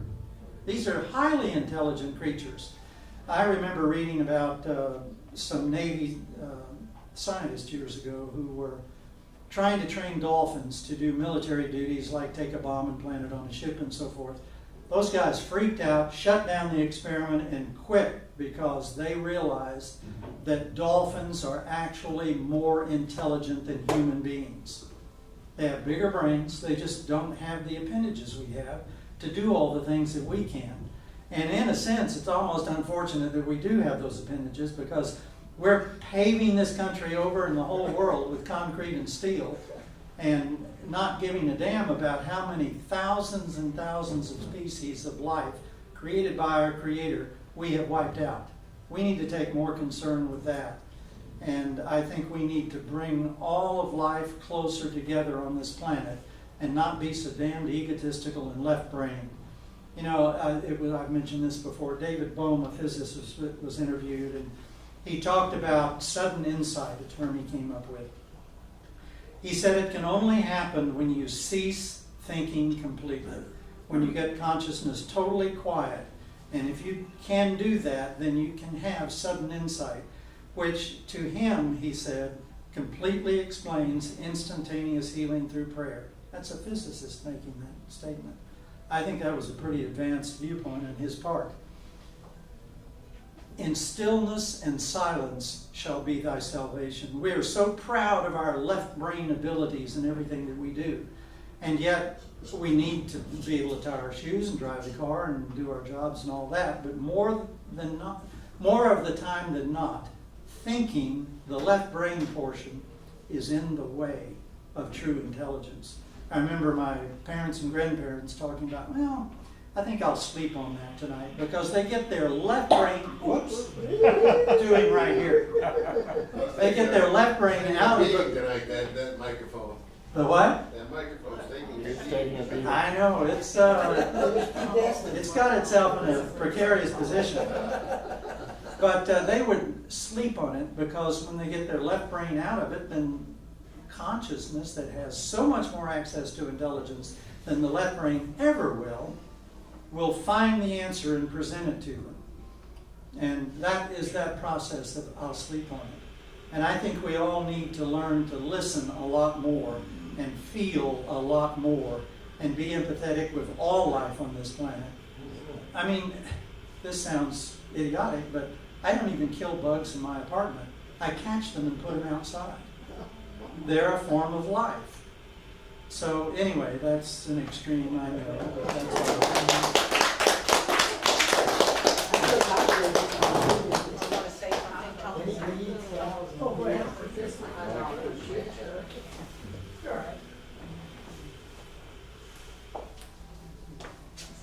I agree with you totally as it relates to the comment on capitalism.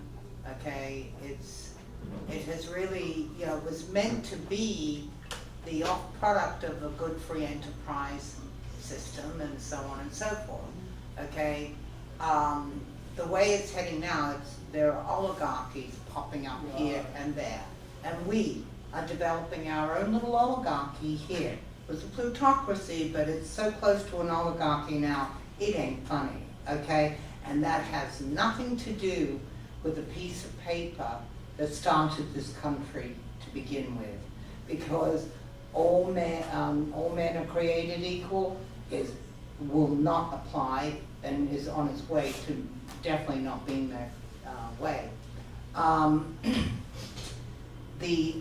don't care how you get there, whether it's through scientific exploration or what have you, but to attempt to minimize what is happening with global warming and climate change, not weather patterns, climate change is for real. Because all you have to do is use your own set of eyes, okay? The sea is rising. How many, even here in Texas, how many people used to have homes in the Gulf, at Galveston, with wonderful beachfronts and little, I don't know what you call those little things, the little wharf that you walk out to from your house. You know, people had beachfront piers, your pier, thank you, that have all disappeared. And it's happened, you know, I can't say this century anymore, it's hard to believe that, you know, but it certainly all happened within the 20th century, okay? So, you know, the fires that we have experienced has nothing to do with raking the bloody forest, okay? It is really bad news. In Europe alone, people dying, you know, especially the elderly, of the inclement, horrid summer heats and the like. Go look at the glaciers melting in just Alaska. If you haven't seen it, you better hurry up, because you're going to miss it, okay, with all the melt that is going on. And even if you don't want to believe that, then I guess the only other question is to ask, we see it on the news, do you want to walk around with masks on your face to avoid all the soot that's in the air that's being generated en masse through China having its own capitalistic system at work, okay? Or do you want to go drink some water in Flint? Okay? Do you want to go, what was the place in Texas a couple of days ago? It's outside of Houston though. Texas City? Whatever it was, but I thought there was another name to it. But it's in the general The refinery. area. Yeah, it was like Loveland or something, I don't know, something like that. You know, you want to go stand out and have a good deep breath of that? Where do you think that stuff goes? It causes issues. So I don't care how you arrive there.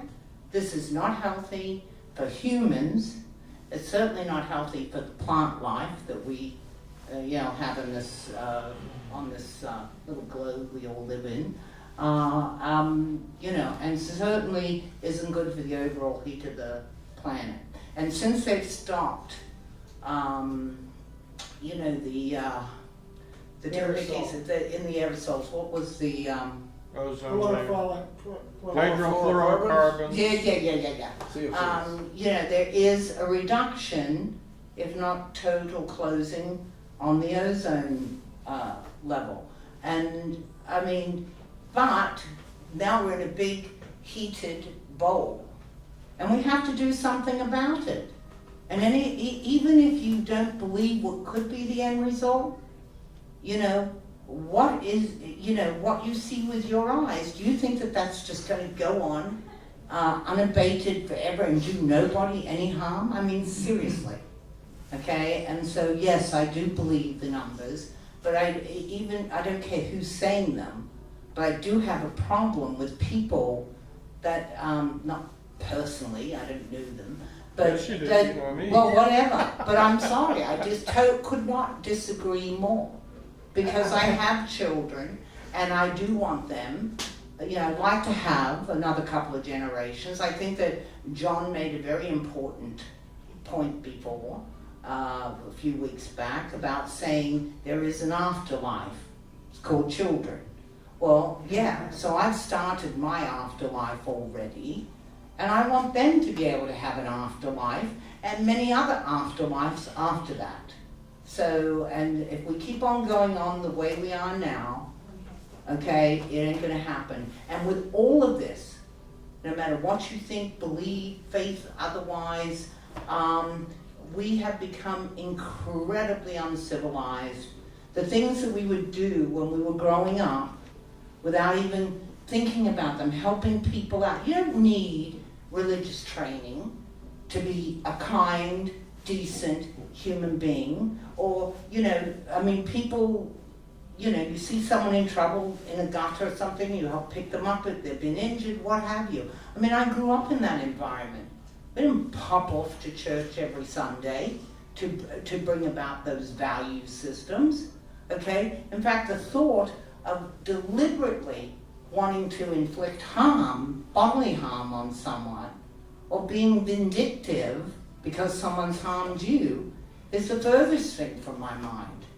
And I appoint that to myself and how I feel about being a human being that exists, okay? Not a social justice warrior or a virtual, what was it called again? Virtue signal. Virtue signal. I don't put it down to virtue signaling. I put it down to bloody common decency, okay? And coexistence with my fellow man, okay? I think this is really good. I think this is really good.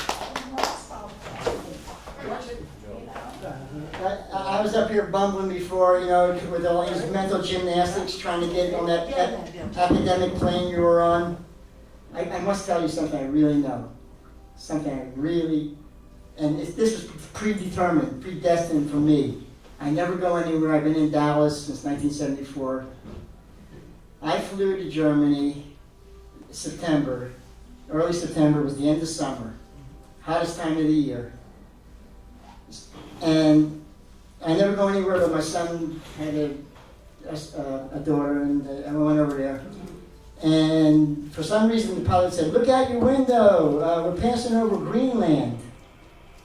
And he says, "Usually it's cloudy, but we got excellent clear weather." So I look out the window, and we're passing right over the southern tip of Greenland, and the ice comes right down to the water.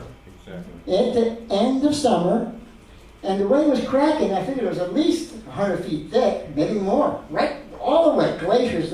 No, you can only just see like a few feet of rocks. And we had just passed over Iceland, which is a bit south, and at the southern tip, at the hottest time of the year, and the ice was within a mile, also hundreds of feet or a mile thick. So that's the only thing I know, and it really caught me because I look at these global warming debates online, and even both sides, the sides that say, it's not so bad and this and that, they'll have a picture of Greenland up there, and they'll have a red line that's at least 50 miles, 100 miles thick around thing, but there's no ice. And this, I went over to the end of summer. It don't get no more warmer than that. And that's what I saw. So I just wanted to make the one thing I know. That's all my eyes. And the rest is like spinning and speculation. I do know that.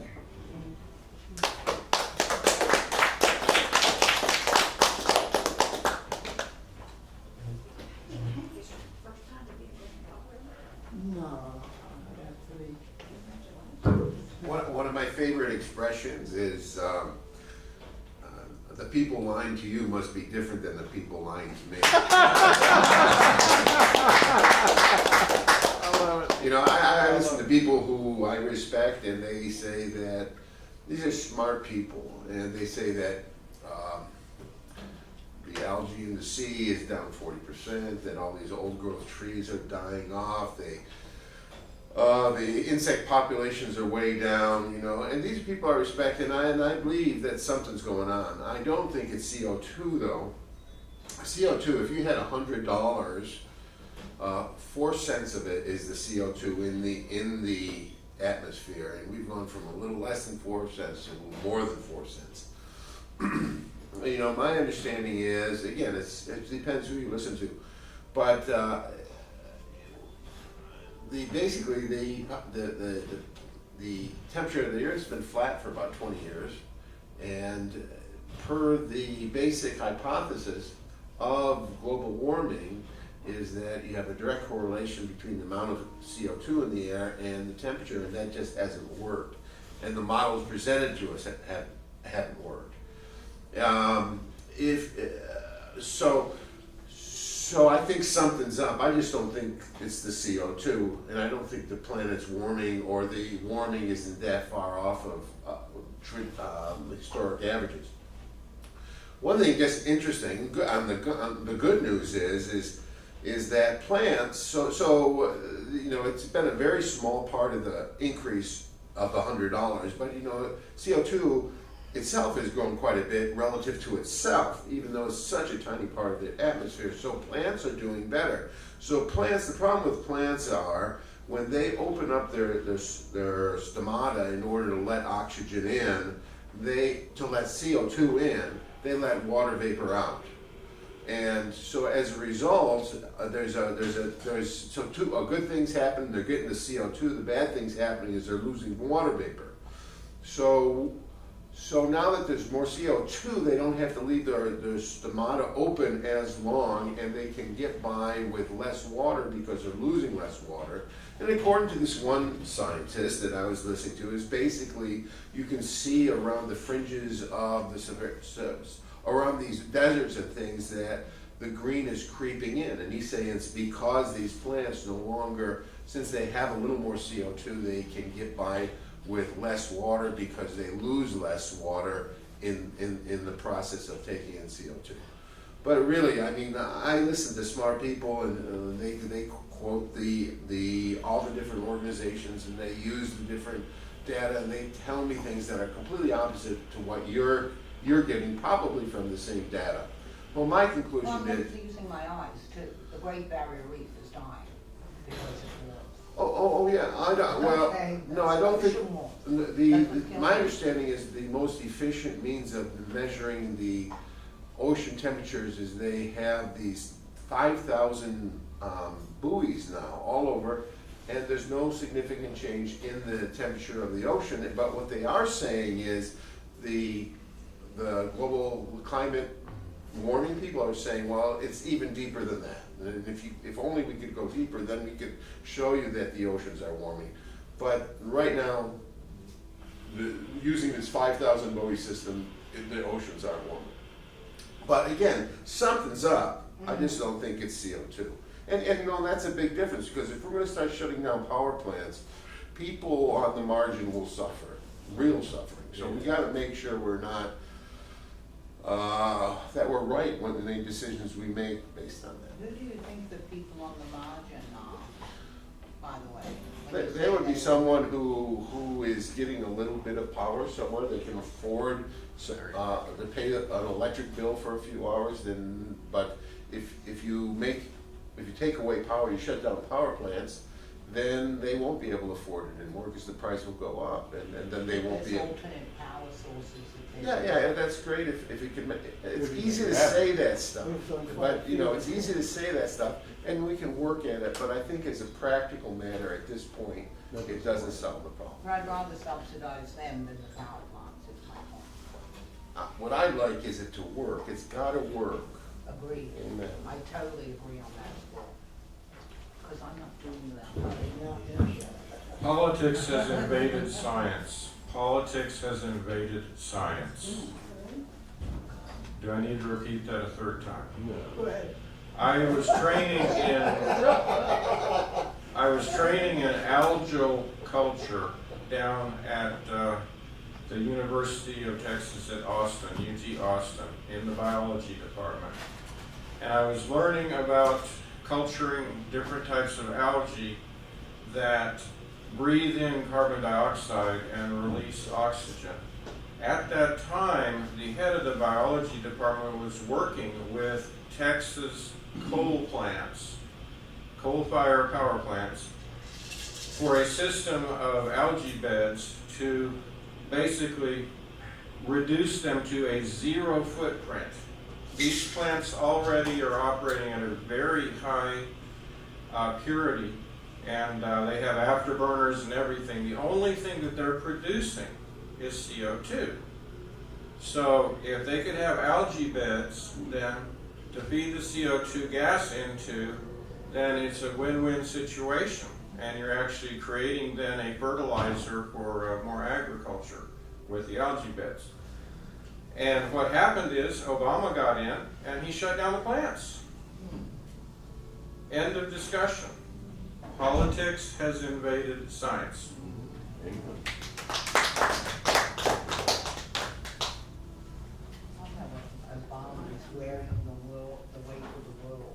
I guess I'm the last one standing.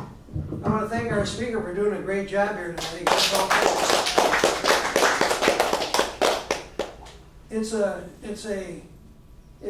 I had a few things I wanted to say, and now they're escaping me. This is one of the problems. Don't write it down.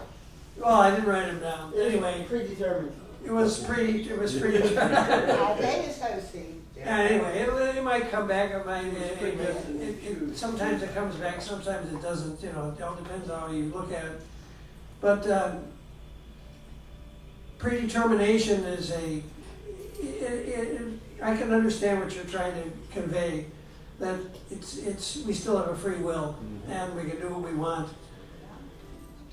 In this country, one of our problems is that, let's put it this way, whenever the economy goes bad, there's always a rise in the lunatic fringe. That's how things work. And in this country, things have gone bad in the respect of economics, and we have a lot of poor people, a lot of wide disparity in income, and we have $22 trillion in debt, and everybody comes up with solutions for the planet or for global warming or for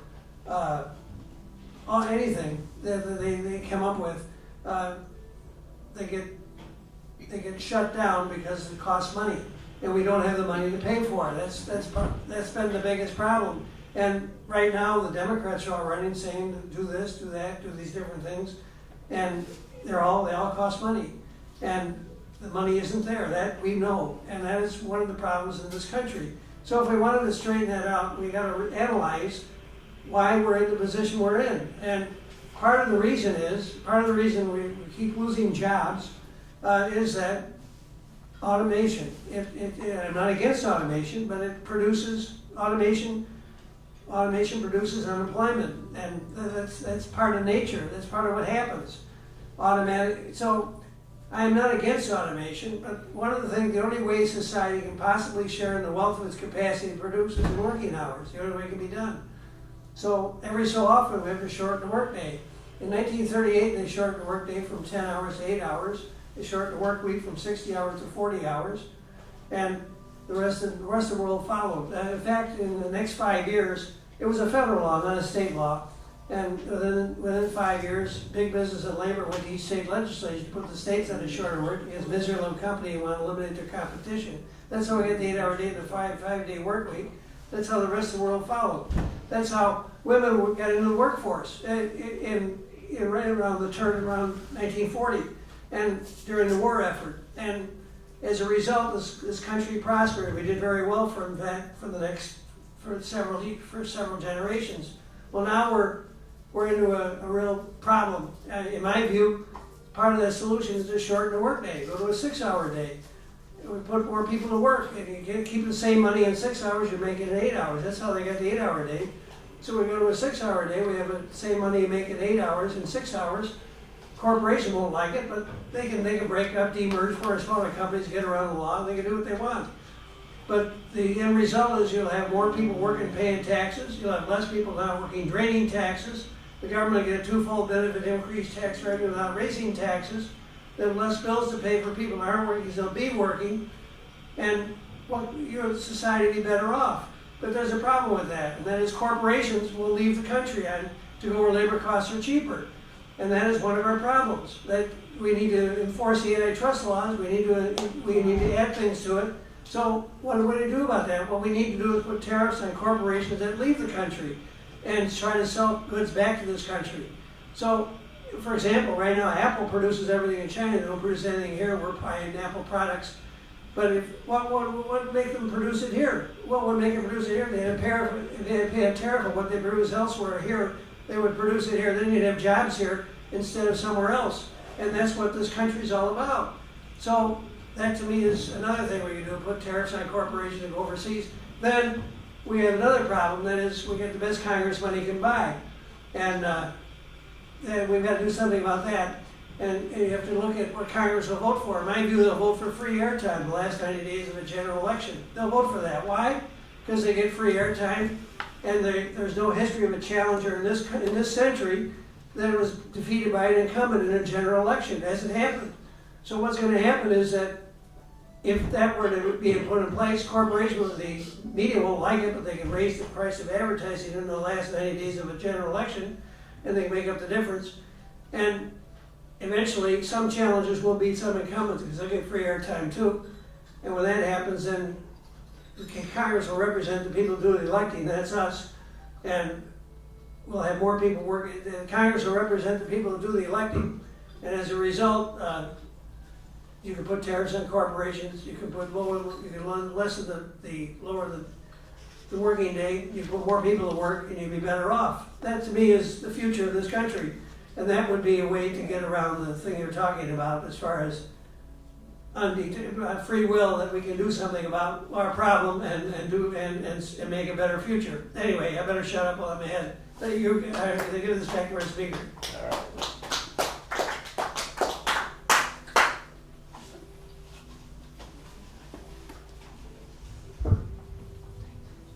Well, one thing you can't say about this group is that we don't have opinions. Everybody in this group has an opinion. And that's great. We do tend to get a little far afield, I think, from the subject of the night. That seems to happen every time, but that's okay. Anyway, I just want to say thank you for the opportunity to speak, and I know I'm not going to solve anything tonight, probably won't for many, many years hence, but anyway, wish everyone a good week, and make good decisions.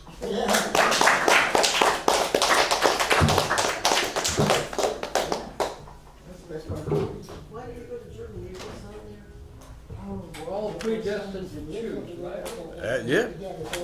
Well, that's it for tonight. Our speaker's still here. We want to talk to him. They kick us out here at 10:30, just so you know. But the formal meeting is over until next week.